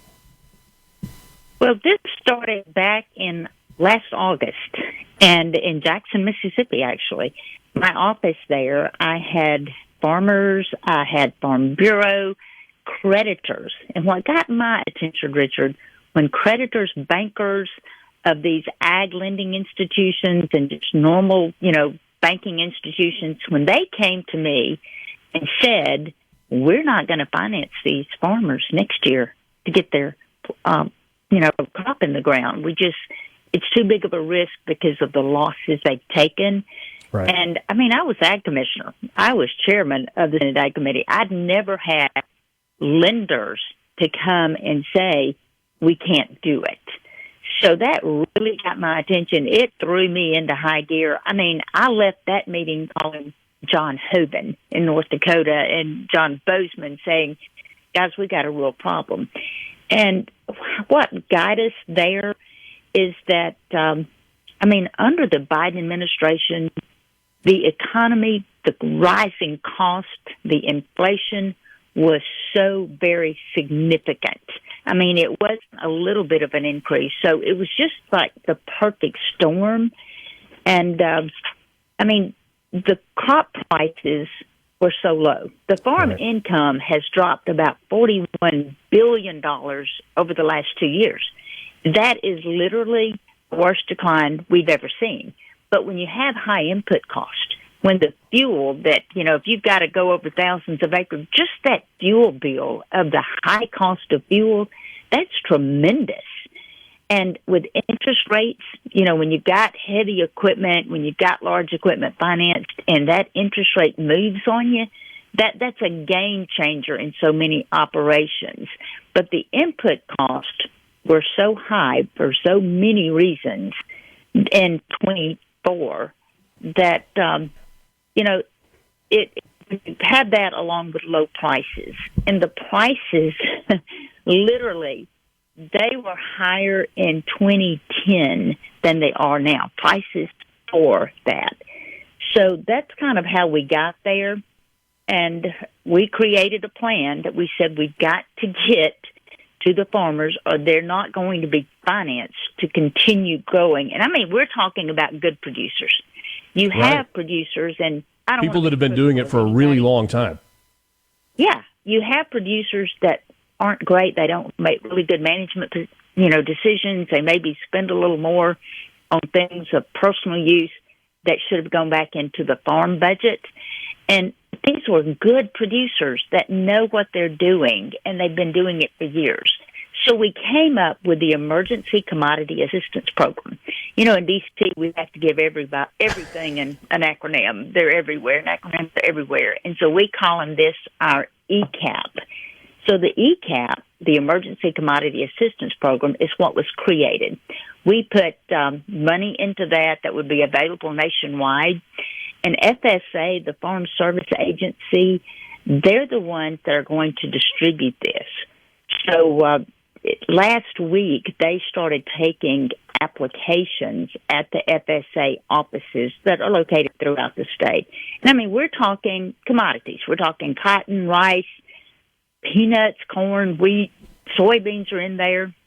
And, you know, it's going to be factored what we're predicting below the entire amount so we can get to more farmers. But and they're going to be capped, but they're based on acreage. Eligible acreage is what they're based on. It's not like, okay, we're just going to give you this handout. It's based on acreage that they could not plant. They prevented planting because they just, you know, had to stop. But it's 50% of reported acres. It's not the entire farm. It's just an assistance to continue on, because we are the one that feeds you, and you do want farmers to succeed when we are growing these crops. So if you farmed 500 acres of cotton, let's say your farm is 1,000 acres, but 500 acres of that is cotton, then you are eligible for 50% of those 500 acres at the price per acre that was set in ECAP. Is that right? Am I understanding that correctly? Of the reported acres, it's 50% of the reported acres. Okay. And cotton, I mean, we're talking a little less than $85 an acre. I'm pretty sure it's what the cotton was. Yeah, $84.74. Correct. It's the eligible payment rate per acre. So, you know, this is not like a really lucrative thing that, we're just lavishing these farmers with money. This is truly an assistance to get them through. Senator, can you hang with me for just a couple more minutes? I sure can. Quick time out. Mornings with Richard Cross. More with Senator Cindy Hyde-Smith on the other side. From the Pour yourself a cup of coffee and get the Magnolia State's most important news of the day. Mornings with Richard Cross on SuperTalk, Mississippi.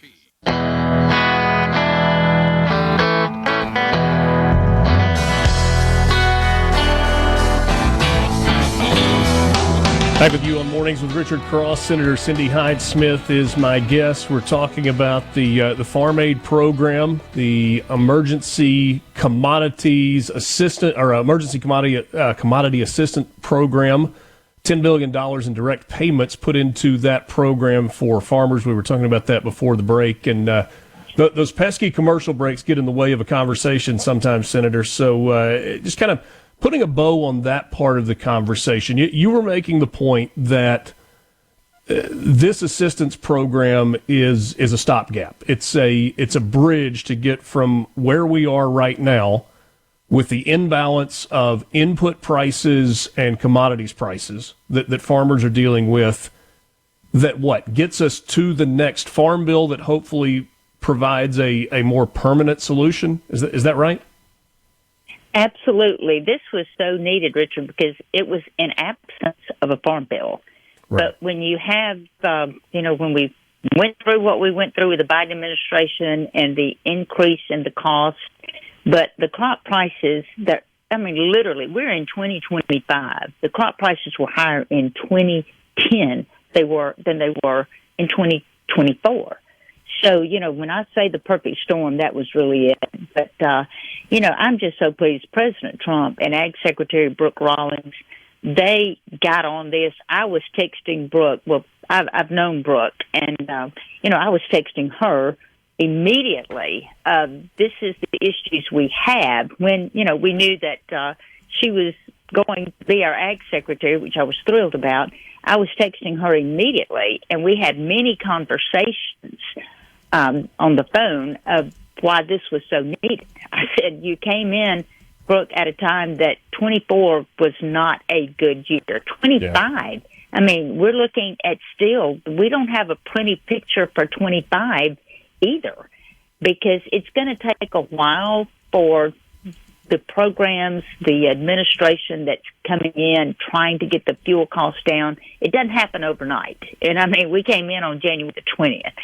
So, but I do expect that to be a relief there eventually. And so with the projections we have for 2025, they're not great. Right. But I just think we can sustain the farmers to that point that they can continue. but we do need adequate things in the Farm Bill. And I mean, I can go into so much detail of the things that, we could change in the Farm Bill that the programs would become adequate, that we wouldn't find ourselves here again, we hope. But when you have those increases that are so drastic and sharp, it's certainly going to affect any industry. But Sure. It hit us really hard. Well, and it's crazy because it came in a year in which the crop that farmers grew was a good crop. This was not a bad year from a crop production standpoint. It was just the pricing that was so out of whack. I'd love to go a different direction on the same topic if we can. I feel like I've been taking a crash course on H-2A. You talked about the acronyms that exist. I mean, a lot of people recognize H-1B. That's the visas that are available for workers in the technology space. H-2A is the migrant workers program that allows foreign nationals to come in and work specifically in the agricultural jobs. The program in and of itself may not be an issue. There's some things that farmers have to do to be eligible for that. They have to provide housing. They have to provide transportation. There's a certain wage they have to pay. They have to get the workers here and get them back home, all of those things. The part of the program, and this is anecdotal, I will admit, but I've spoken with some farmers that say, part of the issue is we're having to pay more for these workers, but we're willing to do that because they're reliable. The issue has been audits that go along with this H-2O program that are incredibly onerous. I had one farmer tell me that he is currently sitting on $192,000 in fines because of paperwork that an auditor said he didn't provide, but that he wasn't asked for. I talked to another farm family that said, we're getting dinged because of torn screens on windows or light bulbs that are out, and it's almost like a gotcha thing from the auditors. Have you heard these stories, or are you aware of kind of what they're facing, and is this leftover also from the Biden administration? Well, I mean, absolutely, I've heard from it, and I so appreciate you doing homework and doing research. I love talking to people that have actually talked to actual farmers, so it's not just what Cindy's saying. Thank you for the background that you've done. But, yeah, this program, it's so essential. It is so vital. These are hard jobs. And, no doubt. I mean, nobody works harder than a farmer. I mean, we're talking sleet, cold, summer, blazing hot. Most Americans don't want to do this job. I'm sorry. We have spoiled Americans to so many wonderful things of the way of life that when it comes down to really nitty-gritty, hard work, you have them out there. Gosh knows you have them out there that are great workers, but most Americans would rather be inside in the air conditioner, and they don't want these jobs. So the H-2A program provides that we can bring in migrant workers that are so reliable, so productive, and that's the only way we can exist. I'm telling you, and I've said this for years, people have gotten mad at me. This country would starve to death without migrant workers. But you're right, the H-2A program, it sets a minimum hourly wage rate. And, I mean, they have great working conditions. I'm glad that, it is checked. I do think it just goes beyond, because I assure you, when we're trying to get a crop in the field and I've got fuel coming from somewhere that didn't make it today and I've got to borrow from another tractor, I'm not worried if that light bulb is out. I'm sorry, I'm just not. You have to be all hands on deck when it comes to harvest season. But the average pay, it's what we call, I think it's like something average earnings, agricultural workers in any given state. They go to the state, they decided what the average is. Well, the Biden administration imposed a new average earn rules that drove up the H-2A labor costs, and they did it every year. I mean, as recent as January of 2024, they imposed a higher rate. And so when crops are good and you're getting the price that you have to flush it to pencil out, you can afford that rate many times, and it's worth it, even though it reduces the income that you're going to get. But you can afford it when prices are good. But Sure. When the Biden administration raised it every single year to the point that it was just so harmful to small family-operated farms, that, we relied on it, we had to have them, but they couldn't pay that high rate when the crop prices, they weren't getting that, what they needed for their product. So it was just unsustainable. And that's what we were looking at. And, over which crops, that they can afford to grow and harvest, you have to question yourself, are we going to stay in this? And, I've always felt like my job is to make sure farmers continue to do what they do because we are the ones that feed you, but that the next generation can come behind them. And when they see, parents struggling or relatives struggling because of these situations, why are they going to stay in farming? Yeah. So all of this is a big picture, but the situation, it's labor-intensive crops, sweet potatoes, catfish processing, that you can't do it without them. But I'm also so concerned that we have generational farming. I'm so worried about the inheritance tax because when grandpa dies or somebody dies, and you get that land, so many times, Richard, they have to sell half of it to pay the inheritance taxes that grandpa had paid taxes on his entire life. Exactly. So we've got to get that under control because when a young person sees that, why would they choose that occupation? If I could tell you one thing that I think would benefit farmers as much as anything we could pass here in Washington, D.C., it would be the inheritance tax, the death tax, because it takes acres out of production. And when those acres, when you sell half of it and they start growing houses on that, it's never coming back. So, I think you've got to look at the big picture. We've got to keep these acres in production. So if we've got this administration that they're so interested in cutting taxes and going in that direction, my plea is to say, do away with the inheritance tax.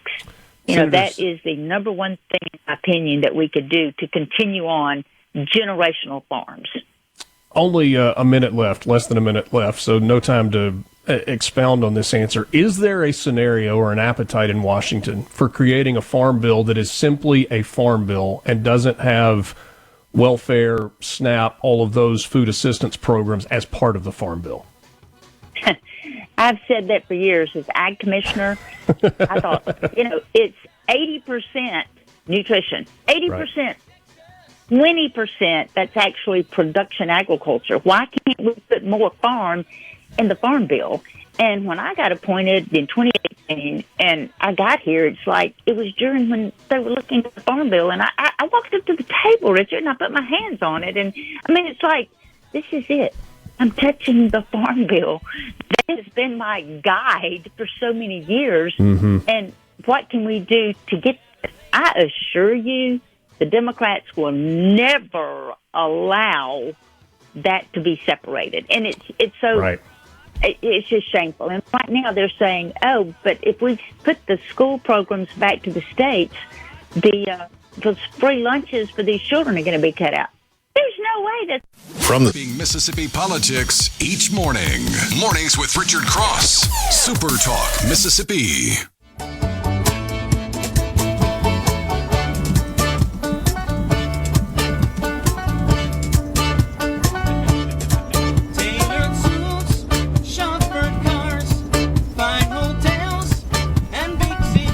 My thanks to Senator Cindy Hyde-Smith. As you could tell, that was an issue that she was extremely passionate about. My apologies that the break cut her off there at the end. She kind of wrapped up her thoughts as we were going to break about the reason that we're in this spot where the temporary aid is in place is because of the inability to pass the farm bill. And here's the thing, with a 5-year life cycle of each farm bill, you lock yourself into a program, into market conditions, without knowing what the future holds. It's a really difficult thing. You always have the thing is also that you have so many countries that we're in competition with who produce goods. Absolutely. With much cheaper costs, no oversight, no regulations, kids out there doing the work and all this. And you're going, all right, well, we want our American farmer to uphold the rule of law here and go about things $14.83 per hour, Lance, is the wage for the H-2A migrant workers. So how are you going to propose Mississippi to level that when you got people in China working for 10 cents an hour? What is your solution? You want to just blow up the American farm because we want to do business with China because it's cheaper? I mean, what kind of sanity is that? Blowing up the conservative values that we have and blowing up an economic system and because we want to do business with China because we don't want our farmers to produce food here? I don't get it. I mean, spending as much time as I did in finance, I can tell you, I mean, the rest of the world is in competition with us, and we're one of the only countries out there that protect workers. We're one of the only countries out there that really care about being, fair. And we got people say, well, fair is this, that. No. Look, you have to have a level playing field. You have to. And if tariffs are the way that you can do that, however you get to where the American producer is on level playing field with the rest of the world, that's where it has to get. And there's no easy way to get there. You're right. And look, if you're a longtime listener to the show, you know what's coming or what has already come. And that's Thomas in Greenwood, who is a loyal listener. Love Thomas, yeah. And Thomas is staunch in his viewpoint. And we were going back and forth a second ago, but he was saying, look, you stop offering subsidies for farming unless you're going to subsidize everything. Let the market decide. But the market will decide. Here's what I responded a second ago. I responded to this, and I mean this in a complimentary way. I said, Thomas, you can't collapse the global economy in the name of conservatism. You would be phenomenal working at a right-wing think tank where hypothetical ideas are the name of the game, but that's not real life. I said, and I mean that in a complimentary way. Yeah, I mean, it is. Thomas is committed to conservative principles, period. But I don't know if Thomas would even classify himself as a Republican as much as he would classify himself as a conservative. And I totally understand that, too. I mean, I get the values. No, I do too. The reality is that's just not how it works in the world that we live in. It would be ideal, but that's not how it is. Ending subsidies for the farming industry in the United States would not only collapse the United States economy, but it would have a ripple effect throughout the world. And Thomas is one that says, that's all right. No, it's not. Let it have the ripple effect. No, it doesn't. I mean, again, let's explain something. China bought the largest pork producer in this country many years ago. All right, so you want China owning your pigs. That's what's going to happen if you remove the subsidies and you remove the support. Well, I don't even know that China financially could prop that market up. Now, they would try to take advantage of it, but I don't know that they financially could do it. But you're just opening it up. You're opening it up to globalists outside of this country to come in and buy up land and resources here in this country. We've had this conversation with Andy Gibson 100 times on this show. Why would you want the Netherlands coming in here and owning your farmland? Because that's what you're going to do when the farmer here can't compete, when he can't pay for his loans, when he can't run the machines. Who do you think's going to come in? Yeah, there was tons of farmland years ago right here in Mississippi that was bought by Argentinian farm operations. It's happened with countries from all over the world. Isn't that a national security issue? I mean, we can talk about farming, but farming is a national security concern as well. If you let it blow up, what do you think's coming in its place? It ain't going to be a bunch of Americans running out there. No. And yes, BRICS is hurting farming. You're right, because they're producing stuff at rock bottom prices to break the back of the American producer. That's a fact, yes. Yeah. It's on purpose to hurt us. C-Spire text line, 601-879-4395. We'll get to some of your messages here because many of you are passionate about this as well, beyond just Thomas. Richard, Congressman Benny Thompson is at the root of the H-2A issue in the Delta. Some of the locals claim that the H-2As are taking their jobs. Then vote him out. Vote him out, then.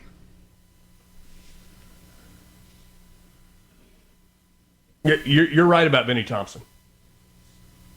And if vote him out was an option, which it is, right? You can vote, but his constituents continue to keep him in office. Yeah, you're right. I mean, I've had people tell me that, I said Biden administration when I asked the question to Cindy Hyde-Smith. Maybe I should have been more specific and said Congressman Benny Thompson.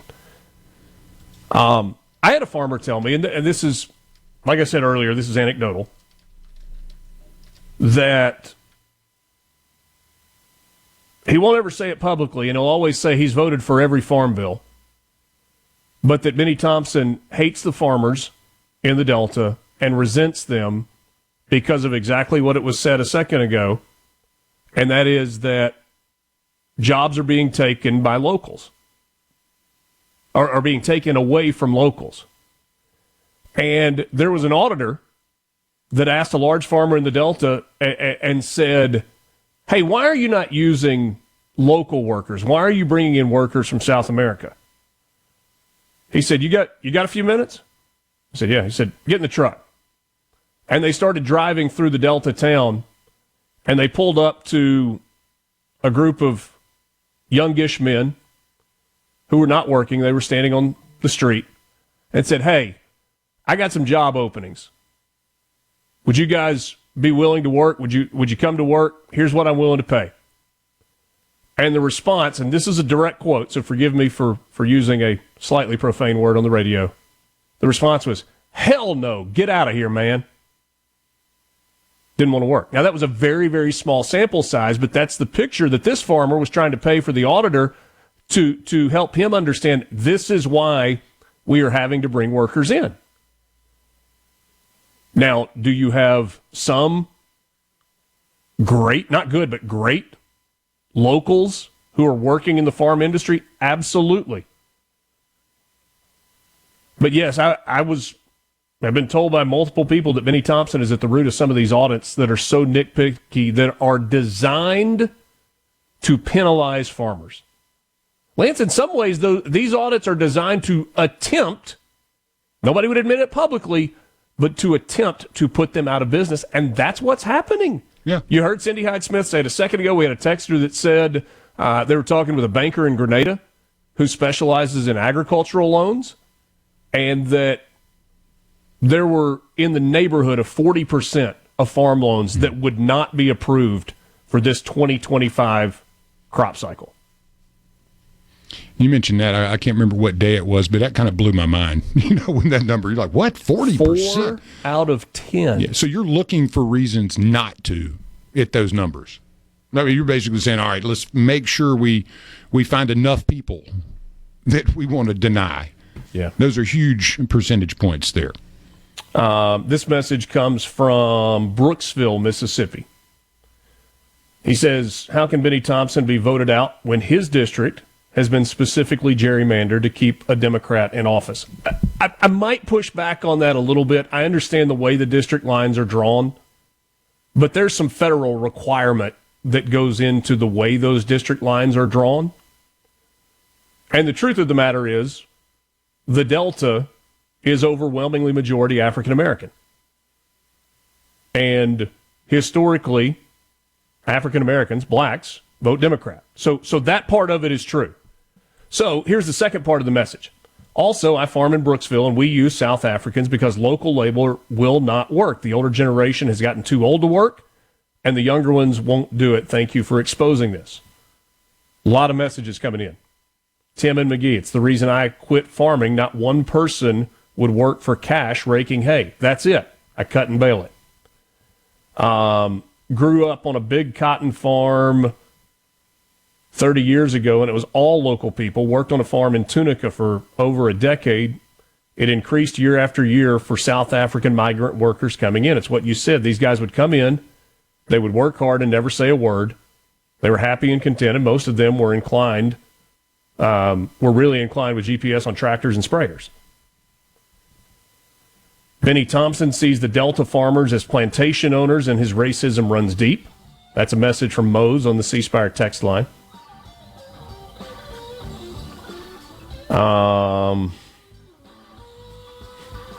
Jake says Benny Thompson keeping the people in the Mississippi Delta poor since 1983.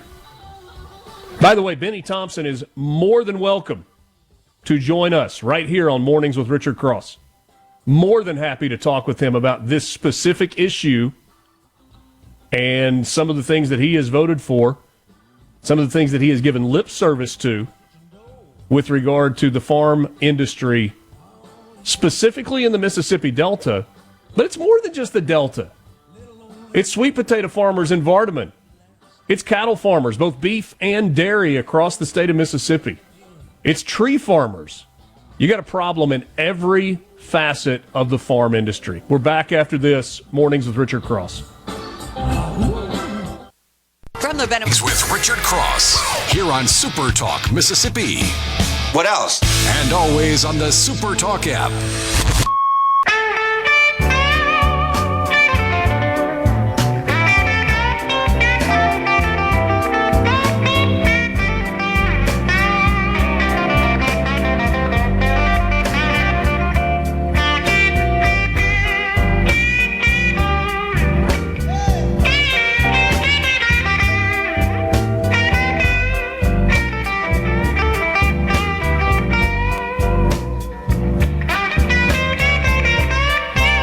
My understanding that Benny Thompson has not been a guest on this radio program in a decade, and it is not because he has not been invited. That invitation will be extended today. Not only for a specific day, but an open invitation. We will clear the deck if Benny Thompson is willing to join me on the radio. And we'll have a conversation. And I will ask him, what is he doing to help farmers in his district? It is the single largest economic driver in Benny Thompson's congressional district. And yet farmers have a more difficult time right now than historically they've had ever. Certainly in the last 50 years, maybe the last 100 years. I want to tell you quickly, Senator Cindy Hyde-Smith talked about this aid program that is in place. It's a stopgap measure. It's a bridge grant, if you will, to farmers. Farm Service Agency is administering this money. Every county in the state of Mississippi has an FSA office. FSA is under the USDA umbrella.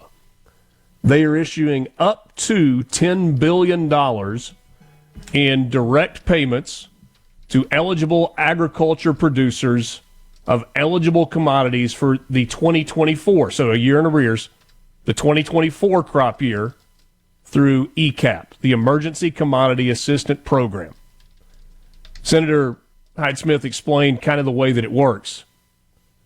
Eligibility is based on being actively engaged in farming, having an interest in input expenses for a covered commodity, having reported acreage of eligible commodities to FSA for the 2024 crop year, and having reported acres that were prevented from being planted from the 2024 crop year.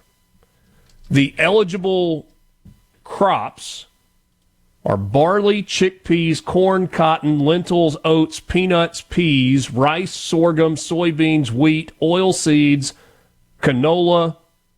I never even heard of this. Cranberry, flax, mustard, rapeseed, safflower, sesame, and sunflower.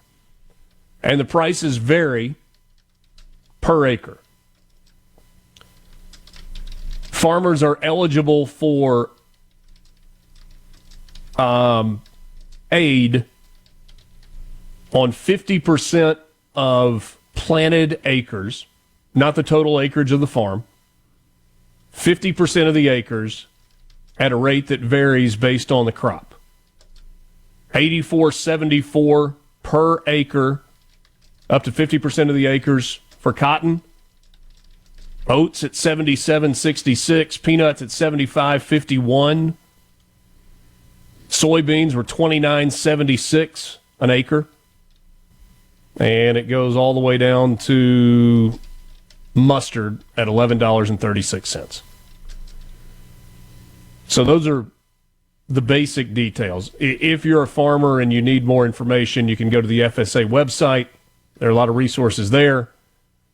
If you're a farmer, you already know that this program is in place. And your FSA office, your local FSA office, should be able to help you. And the hope is that the FSA office understands and recognizes that this money is intended for farmers, and their job is to distribute it as is intended. C-Spire text line, a lot of issues. I grow cattle. Prices are high, but still no money in it due to high production cost, but no supplements for cattle farmers. Not complaining, just pointing it out. I choose to do it. Yeah. I mean, that's the thing. The farming industry is more than cotton, corn, and soybeans and sweet potatoes. I don't even know that sweet potatoes were on that list. I don't think I read sweet potatoes, did I? I don't think so. I did not. We got a vibrant peanut industry here. The sweet potatoes are amazing. There's so many different pecans, and people forget about cut flowers and things like that. I mean, we talk about that every Saturday. There's a lot of investment and money made into cut flowers and those things. Where do you think you get those things when you go to Kroger? Kroger didn't grow them. Somebody said this payment isn't going to help those 4 out of 10 farmers whose loans were denied. How many regulations do you think farmers in foreign countries have to deal with? Hardly any, but we are expected to compete with them globally. And they get our money, and they get our money to grow stuff, too. Yeah. No, you're right. If those loans were denied and you've already had to close up shop, this money isn't going to help you, but you are still eligible if you were a farmer that planted that crop in 2024. At least that's the way I read it. One of those eligibilities is being actively engaged in farming. I don't know if that means it currently or you were in 2024. Whew. Thanks for being with us. Mornings with Richard Cross on SuperTalk Mississippi. Appreciate you being with us. Take a time out until tomorrow morning at 6 a.m. when we'll be back to do it all over again.